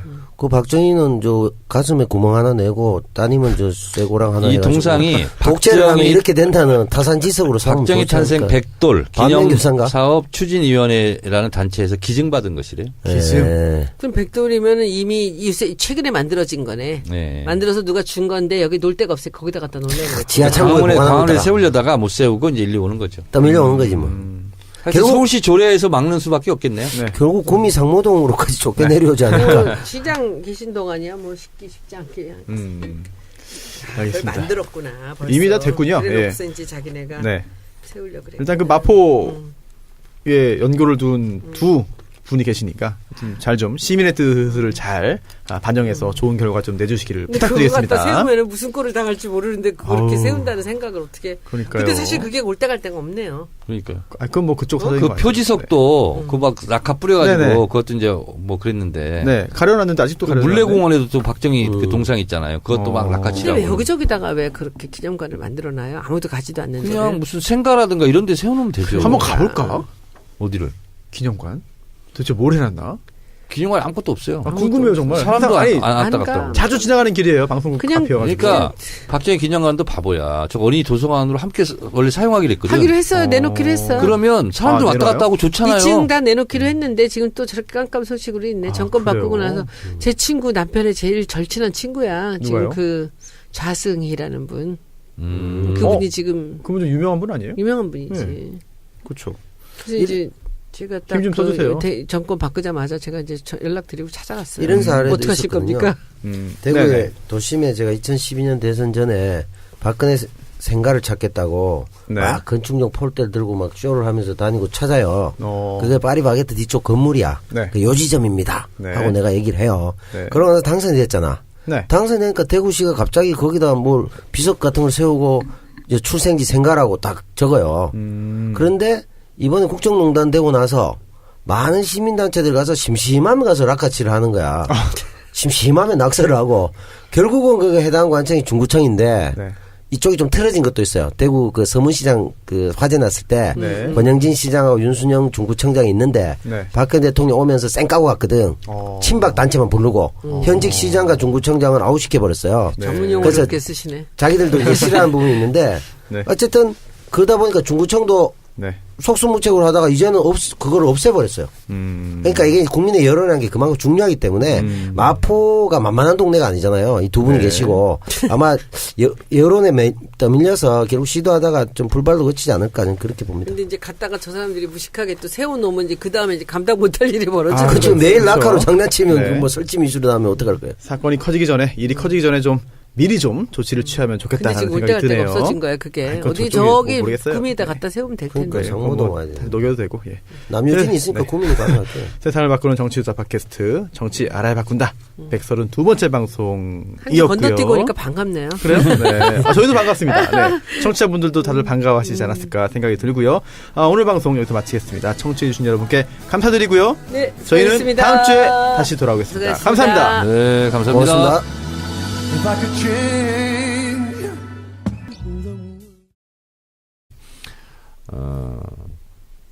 처음부터 좀 기선제압하려고 하는 기싸움. 너무나 좀 처음부터 뭐 해벌레 하지 않고 뭐 이런 거지 않았을까. 그래서 트럼프가 상당히 전략적인 사람인 것 같아요. 제가 봤을 때. 그래서 오히려 무게 잡고 좀 이렇게 그러지 않나 그런 생각이 들더라고요. 어쨌든 우리는 균형 외교를 해야만 하고 균형 외교가 살 길인 이유가 손수 변호사께 퀴즈를 내겠습니다. 네. 맞춰도 됩니까? 우리는 수출로 먹고 사는 국가죠. 그렇죠. 수출 주도 국가입니다. 네. 우리가 수출을 제일 많이 하는 나라가 어디입니까? 미국일 것 같지만 알고 보면 중국. 중국입니다. 네. 몇 프로는 하는 것 같습니까? 전체 수출량의 30%? 25, 6%. 25, 6. 미국은 얼마나 할 것 같습니까? 15? 13%. 12. 대충 맞추네 그래도. 그래서 미국, 일본, EU의 네. 수출하는 수출량과 네네. 중국하고 비슷합니다. 어마어마한 거네요. 그렇습니다. 그러니까 우리가 수출로만 본다면 미국, 일본, EU를 다 합친 거하고 중국하고 하는 거하고 똑같아요. 야, 중요한 국가예요, 사실 우리한테. 그래서 우리는 중국과 예를 들면 관계가 잘못된다. 네. 그러면 그러면 우리는 수출이 막히는 거예요. 근데 우리가 중국으로부터 수입하는 건 또 별로 없어요. 그렇죠. 그게 상대적으로. 그리고 특히 90년대 초반 같은 경우는 전통산업, 뭐 섬유 뭐 이런 거 주로 이제 수출했었는데 그러다가 이제 반도체, 철광, 석유화학 제품 이런 거를 2000년대 하다가 지금은 ICT, ICT가 뭐예요? 첨단. 첨단? 네. 정보, 문화. 그렇죠. 그런 걸 주로 이제 하는데 ITCT. 중국의 둘다 다 하는 수출하는 70%는 가공무역이랍니다. 또 아, 그래서 제가 공부를 하다 보니까 이렇게 얘기하더라고요. 앞으로 우리는 예. 메이드 인 차이나. 네. 예를 들면 우리 물건이 중국에 가서 이제 제품이 만들어지면 메이드 인 코리아가 된다는 거예요. 앞으로 우리는 중국과 공조해서 우리의 기술과 네. 중국의 시장과 이런 것이 결합해서 메이드 위드 차이나 이런 말 들어보셨어요? 오. 그렇게까지 우리는 나가야 된다. 그게 우리 살 길이다. 이게 이제 연구위원들이 이제 주장하는 게 그거더라고요. 네. 자, 이런 상황이에요. 그러다 보니까 우리는 미국만 쳐다보고 있을 수가 없다는 거죠. 그런 면에서 어렵지만 사실은 제가 대통령이 안 돼봐서 모르지만 미국과 상대하기에는 얼마나 벅차겠습니다. 일반 국민들은 그거 잘 모를 수 있잖아요. 근데 대통령은 그 부담감이 얼마나 크겠어요. 미국 대통령이 좀 삐지면 바로 타격이 오는데 또 중국은 또 얼마나 또 겁나겠어요. 중국이 삐끗하면 막 이렇게 막 난리가 나고 뭐 롯데 문 닫고 막 이러는데 우리나라가 지금 가장 뜨고 있는 수출품이 중국의 화장품이랍니다. KBT. 저도 최근에 그 중국인이 세운 한국 화장품 회사하고 자문 계약을 하나 체결했습니다. 그 중심에 저희가 일을 했지 않습니까? 우리 회사가 네. 제일 중요했던 게 KBT의 중심에서 네. 브랜드를 개발한 거죠. 전 세계 화장품 수출량의 37%가 중국으로 수출한다는 거. 지금 뭐 랑콤이나 샤넬 같이 옛날에 한 시대를 구가했다가 다 떨어져 가던 것이 중국 때문에 다시 다 살아났어요. 네. 왜냐하면 그 많은 인구가 네. 화장품을 안 쓰던 걸 쓰기 시작했으니까. 그러니까요. 그래서 제가 중국에 1년간 유학했었잖아요. 네. 그래서 이제 티베트 쪽에 깐수성 그쪽에 갔었는데 그럼 이제 얼굴이 벌그스름합니다. 중국 사람들이. 근데 10대부터 70대까지 제가 한국 사람이다. 어디서 한국어는 그럼 다 물어보는 게 뭔지 아세요? 뭐래요? 이영애 아니야. 대장금. 그래서 안다 그러면 네. 그리고 내가 얘기했죠. 나 이영애를 잘한다. 이영애가 나를 개인적으로 아세요? 아는지는 모르겠다. 근데 그 이영애를 왜 물어보냐면 어떻게 하면 이영애 피부처럼 되냐. 그건 저도 모르는데. 그거 안 되지. 그거 우리가 알면 다 그렇게 됐겠죠. 그래서 제가 이렇게 얘기했어요. 이영애로 한국 태어나야지. 화장품 쓰면 된다. 아이고 거짓말이잖아요. 뭘 거짓말이야. 네? 거짓말 아니에요? 다 그렇게 그러니까 광고하는 거예요. 명동에 임대료를 글쎄, 10배를 올려놓은 게 그 화장품이에요. 그러니까 네. 명동에 옛날에 있었던 양복점이나 구두가게나 이런 게 다 없어지고 모두가 다 화장품 가게가 됐는데 네. 이번에 중국에서 이제 삐끗하고 이제 관광객 안 보내니까 싸그리 다 죽어버렸어요, 지금. 지금도 심각해요. 그러니까 사실은. 중국의 힘이라는 게 네, 세상을 바꾸는 정치 수다 팟캐스트 정치 알아야 바꾼다 132번째 방송 시작하겠습니다. 이번 화에도 손희호님, 정의원님 그리고 남배우님 함께 자리하셨고요. 안녕하십니까. 인사 또 하세요? 네, 알겠습니다. 네, 감사합니다. 아니 뭐 이왕 인사하는 김에 한 번 더 하시죠. 한 번씩. 네. 인사에 대한 견해. 왜 눈치 게임을 하시고? 인사에 대한 견해가 다르기 때문에. PD. 그래요? 하세요. 하지 마세요 그러면. 아니 뭐 왜 인사를 안 해? 네. 그러니까 또 섭섭하네. 하지 마세요. 네. 하신대. 구텐탁. 뭐라고요? 됐다. 구텐탁. 알겠습니다. 네. 뭐 이상한 하시네. 어려운 말 하시네요. 독일어. 네. 지금 구센탁인가요? 맞나요? 네. 맞죠? 네, 그렇군요. 알겠습니다. 예. 손변이 네. 아주 공격적인 진행을 하시네. 좋습니다. 아니 그 소녀님이 인사를 하시니까 뭐 다 한번 맞춰보자 하는 취지로 했고요. 우리 또 네네. 밟아줘야 큽니다. 저희가. 아이고 알겠습니다. 네. 오늘 그 정청래의 키워드 분석 두 번째 3불 정책 준비되어 있고요. 그 외에도 뭐 트럼프 국빈 방문 또 적폐청산 수사 관련해 가지고 여러 가지 일들이 있습니다. 여기에 더해서 박정희 동상 관련된 이야기도 짚어보도록 하겠습니다. 먼저 정청래의 키워드 분석 3불 정책 들어갈까요?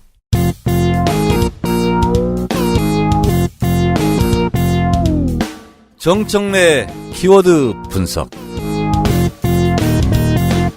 삼불 정책. 네. 문재인 대통령이 천명한 외교정책 중에 하나죠. 사드 추가 배치 반대. 한미일 군사동맹 거부. 그리고 미국의 MD 체제, 미사일 방어 체제 싫다. 네, 편입하지 않는다. 편입되지 않는다. 이 세 가지입니다. 한 가지씩 따져본다면은요, 사드 추가 배치를 하지 않는다. 이거는요, 사실 우리가 김관진 안보실장이 지금 피의자 조사를 받고 그러는데, 원래는 미국과 한국 정부 간의 협의는 2017년 올해 말에 사드를 들어올지 말지를 판단한다 이런 거였는데 급하게 들어왔었죠. 그러다 보니까 사드를 외교의 지렛대로 활용하지 못하고 꼼짝없이 그냥 밀려가는 상황으로 갔습니다. 그래서 사드 추가 배치는 하지 않는다. 이게 하나 있고요. 또 하나는 미국의 방어일 미사일 방어 체계 MD에는 우리가 속하지 않는다. 이거는요, 한국형 MD 체제를 구축하겠다. 이것이 오랫동안 이전 정부부터 해왔던 것이고요. 그래서 당연한 것이고요. 그 다음에 한미일 삼각 동맹 거부. 이거는요, 우리가 한미 동맹, 이건 지금 하고 있지 않습니까? 네. 네. 근데 한일 동맹, 군사 동맹은 할 수가 없습니다. 네. 법적으로 법적으로 못 합니다. 왜 그러냐면, 세계 2차 세계대전 이후 전범국가 미국에 대한 헌법을 미국이 만들어줬습니다. 평화헌법이라고 그러죠. 네. 일본어법을. 일본에. 네. 그래서 군대를 가질 수 없다. 그리고 교전을 할 수 없다. 그래서 군대와 교전권을 가질 수 없습니다. 이런 나라와 무슨 군사 동맹을 맺을 수 있냐. 이건 법적으로 불가능한 일입니다. 그렇네요. 그래서 이거는 뭐 할래 할 수도 없고 그렇습니다. 그러나 군사 공조, 자위대가 군사 공조를 하고 있고요. 이건 어떻습니까? 지금도 정보. 그 얘기를 좀 이따 하겠습니다. 네네. 그래서 한미 해상 공동 훈련을 하고 있답니다. 지금도 필요시에. 그래서 한미 군사 정보 보호 협정, 이것도 저는 이제 반대했었는데 지금 이것도 급작스럽게 박근혜 임기 말 때 그냥 급작스럽게 맺었거든요. 한일이죠, 한일. 한일. 예. 한일 군사 정보 보호 협정. 이것도 얘기하자면 복잡하고 긴데 어쨌든 모든 군사 정보에서 교환할 수 있는 길을 터놨어요. 네. 근데 저는 이것도 잘못됐다고 봅니다. 왜냐하면 군사 정보 보호 협정을 맺으려면 네. 우리는 국방부잖아요. 거기는 국방부가 네. 없습니다. 그럼 어디죠? 그냥 자위대하고 한 거예요. 어. 그래서 이거 격도 맞지 않아요. 비대칭인데요. 그래서 이 세 가지 산불 정책을 한마디로 요약하면 균형 외교다. 균형 외교. 네, 그렇습니다. 이 균형 외교는 김대중 대통령 이후 줄곧 계속됐던 정책입니다. 외교 정책입니다. 그래서 문재인 대통령이 산불 정책을 얘기하자 자유한국당은 지금 시비를 걸고 있는데 이명박, 박근혜 때도 똑같았습니다. 산불 정책, 균형 외교 이런 것은 똑같았어요. 네. 그래서 새삼스러울 것은 없다. 이런 거고요. 근데 문재인 대통령이 좀 지혜롭다고 저는 생각하는 것이 네. 트럼프 방한을 앞두고 이 얘기를 했잖아요. 근데 굳이 왜 긁어부스럼을 만드느냐. 당연한 얘기 가지고. 그렇죠. 그러나 외교의 최종 목표는 뭐죠? 국익 추구입니다. 오늘 평택을 갔죠. 네. 네. 평택에서 맞았죠. 네. 남 배우님. 네. 이게 최초의 일이거든요. 외국 그렇죠. 정상을 최초의 만남을 청와대 이외의 장소에서 맞이한 건 처음이거든요. 영접이다. 예, 예. 왜 그랬을 것 같아요? 예우? 단순 예우는 아닌 것 같고 지금 산불 정책과 관련해서 뭔가 그 입장을 좀 공고히 하려는. 이번 트럼프가 와서 주요 의제로 논의할 것이 네. 북핵 문제, 한미동맹 공조, 예. 한미 FTA, 네. 예. 방위비 분담 이런 얘기잖아요. 네네. 예, 예. 근데 평택 기지가 440만 평입니다. 그죠. 여의도 면적의 5배인데요. 어유. 네. 이것이 미국의 해외 군사 기지 중에서 가장 큰 규모입니다. 아. 이거 평택 그 기지 건설을 하는데 100억 달러 들었습니다. 우리가 92억 달러 냈습니다. 그 10조를 냈네. 92억 달러 냈어요. 그러니까 우리가 방위비 분담 차원을 넘어서 우리가 이렇게 돈을 많이 들여서 평택 군사기지를 지어줬으니 네. 방위비 분담 너무 세게 요구하지 말라 하는 어떤 세기를 메시지입니다. 받도록 한 거예요. 그래서 그런지 트럼프가 한국과 협상은 성공적이지 못했고 미국의 좋은 협상 아니다라고 얘기를 했거든요. 네. 약간 삐진 거죠 어떻게 보면. 네. 일부러 그러는 건가? 약간? 제가 트럼프를 오늘 이제 방한했잖아요. 그래서 네. 트럼프에 대해서 좀 알아봤어요. 오. 그랬더니 트럼프가 이제 아버지가 부동산 업자였고 이게 네. 이제 미국 손 의원님 퀸즈 알죠? 퀸즈. 거기서 태어났더라고요. 퀸즈? 그래서, 예. 어디예요? 뉴욕에 퀸즈라고 있어요. 뉴욕에? 네. 그 허드슨강인가요? 흐르는 게 그 옆에 네. 있는 퀸즈 지역인데 거기 태어났고 아버지가 재벌 뭐 부동산 업자인데 그게 이어받아서 했더라고요. 근데 트럼프가 한때 개인 파산까지 했더라고요. 아, 그래요? 예. 어떻게 제기했지? 와. 뭐 다양한 그 직종을 가지고 엔터테인먼트 사업도 있고 돈 뭐도 되는 했고 건 다 했지. 다 했어요. 프로레슬링 저는 봤어요. 트럼프 나온 거. 예. 야. 한 200개 브랜드를 가지고 있대요. 트럼프가. 부자네. 근데 이게 쫄딱 망해가지고 파산까지 했어요. 야. 그리고 다시 회생을 합니다. 그리고 저는 몰랐는데 방송 진행까지 했더라고요. 리얼리티 쇼 진행하셨죠. 예. 그러면서 유명세를 타면서 이제 대통령까지 이제 가게 됐더라고요. 그래서 트럼프가 성공도 해봤고 실패도 해봤고 또 성공도 해봤잖아요. 그래서 이분은 제가 봤을 때는 대통령으로서 어떤 지도자로서의 외교술 이런 게 아니라 강대국 슈퍼파워의 프레지던트 그 파워를 이용해서 윽박지르고 엎어놓고 이런 거다. 이런 생각이 좀 들더라고요. 네. 그래서 오늘 제가 트위터 썼더니 다른 사람들은 뭐 제 속뜻을 모르고 이렇게 좀 안 좋은 댓글도 다시던데 뭐라고요? 청와대 환영 행사를 봤어요, 제가. 네. 어땠습니까? 봤는데 미국에 무슨 테러가 일어나서 뭐 그랬다는 분들도 있지만 제가 봤을 때는 좀 예의가 없다 이런 생각이 들었어요. 왜냐하면 평택에 문재인 대통령이 갔잖아요. 그럼 말이라도 립서비스 차원에도 아이고 뭐 여기까지 오시냐고 고맙다고 했겠지. 안 했답니다. 미군이 트럼프 측이 트럼프가 그 얘기 안 했답니다. 그리고 버선발로 달려가 봐 줬는데도 고맙다는 얘기를 안 했다는 거죠. 그냥 의례적인 인사말도 이제 안 했다는 거예요. 그리고 청와대 행사를 쭉 보면서 아이들이 처음에 이제 환영을 했잖아요. 태극기 들고 성조기 들고. 그러면 저는 그냥 기본으로 아이들한테 다가가서 웃고 악수하고 그리고 또 아이 뭐 머리도 쓰다듬어주고 한번 안아도보고 이렇게 하는데 전혀 그런 게 없더라고요.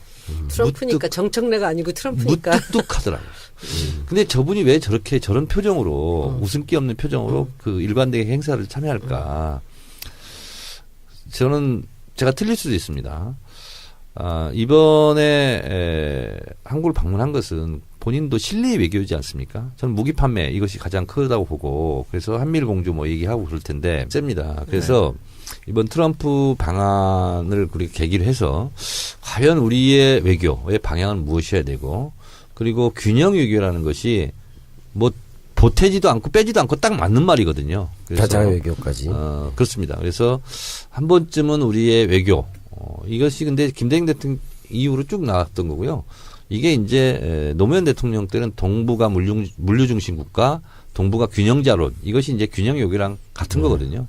그래서 여러 가지로 복잡하고 힘들고 국내 사정도 어렵지만 어쨌든 외교는 이게 눈덩이를 치면은요. 처음에 주먹 같은 눈을 하나 이렇게 말아가지고 굴리다 보면 눈덩이가 점점 커지지 않습니까? 네. 외교, 안보, 국방이라는 것은 가장 큰 눈덩이예요.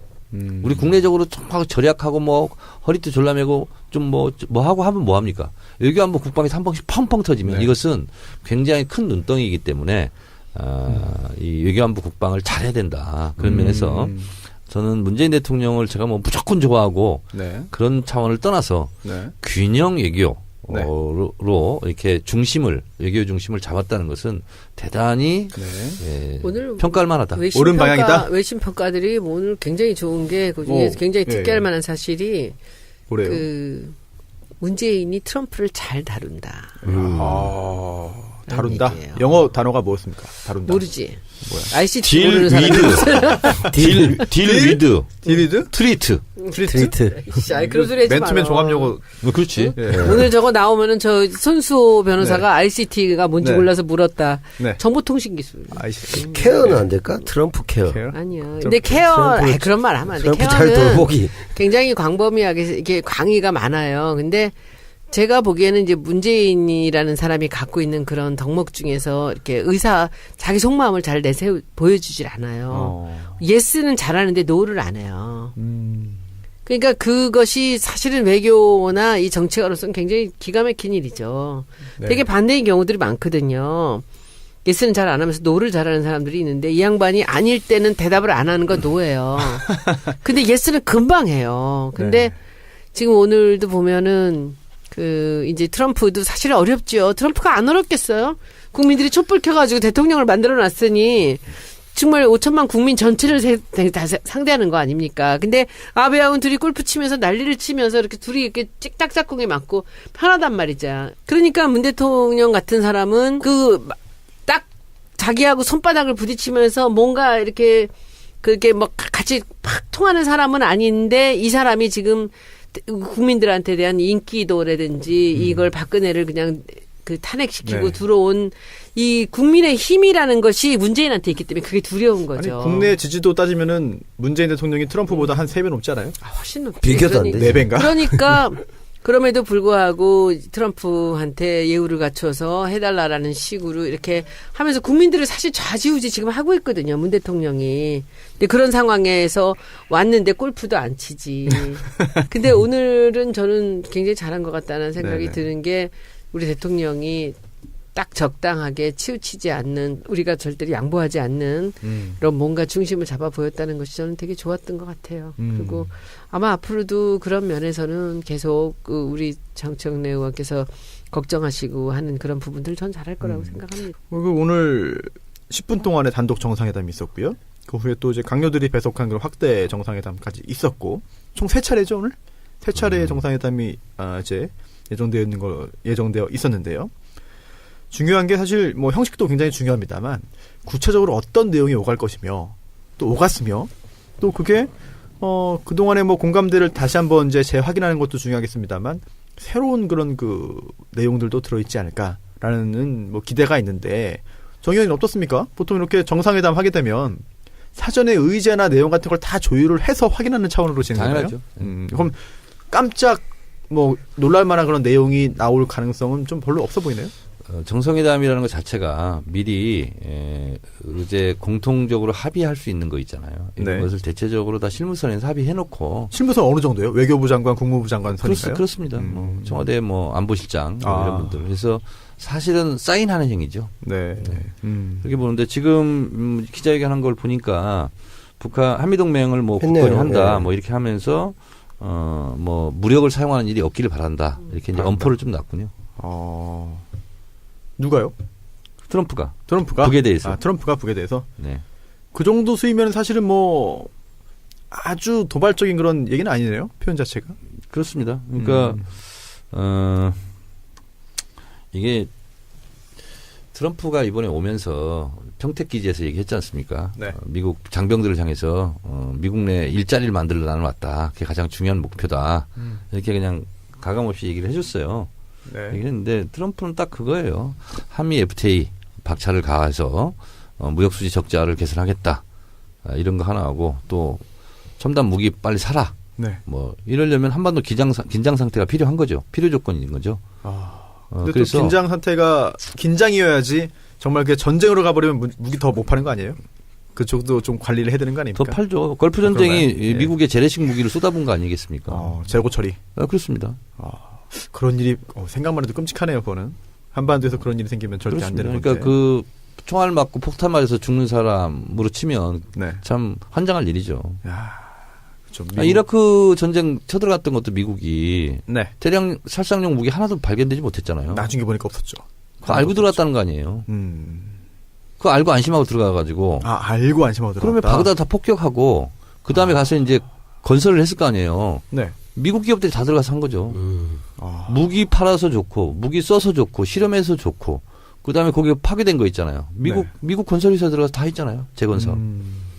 그러니까 이게 외교라는 것은 선악도 정의도 불의도 없어요. 그냥 힘의 논리 하나예요. 딱.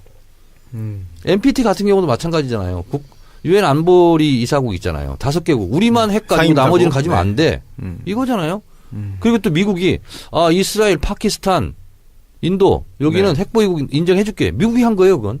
미국이 하는 겁니까? 그 인정은 또? 유엔에서 결의해서 한 거 아니에요. 유엔 사항이 아니에요? 그러면 유엔 상임이사국 있잖아요. 네네. 5개국은 유엔에서 한 거예요. NPT 협의에 의해서, 협약에 의해서 5개국은 가져요. 네. 근데 이제 인도, 파키스탄, 이스라엘은 미국이 인정해 준 거예요. 그러니까 미국이 인정해 주니까 그냥 핵 보유국 지위를 갖는 거예요. 미국이 하는 거군요.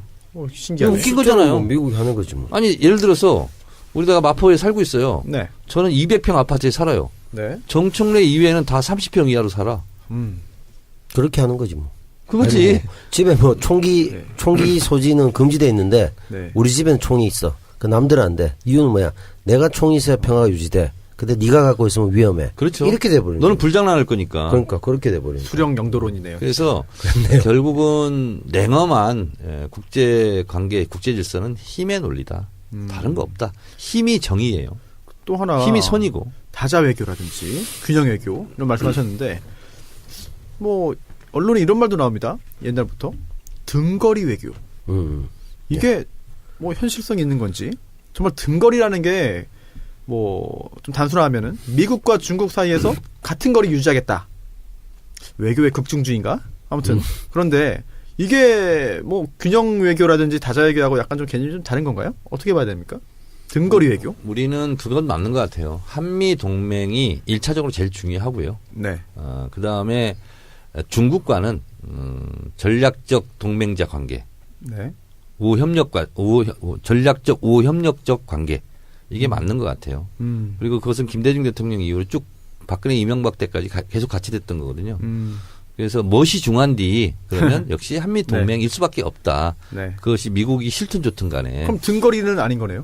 그렇죠. 당연하죠. 그럼 등거리 외교라는 표현 자체는 동의하지 않으신다? 그렇습니다. 일단 알겠습니다. 그러니까 예를 들면 이런 거예요. 북한의 입장으로는 미소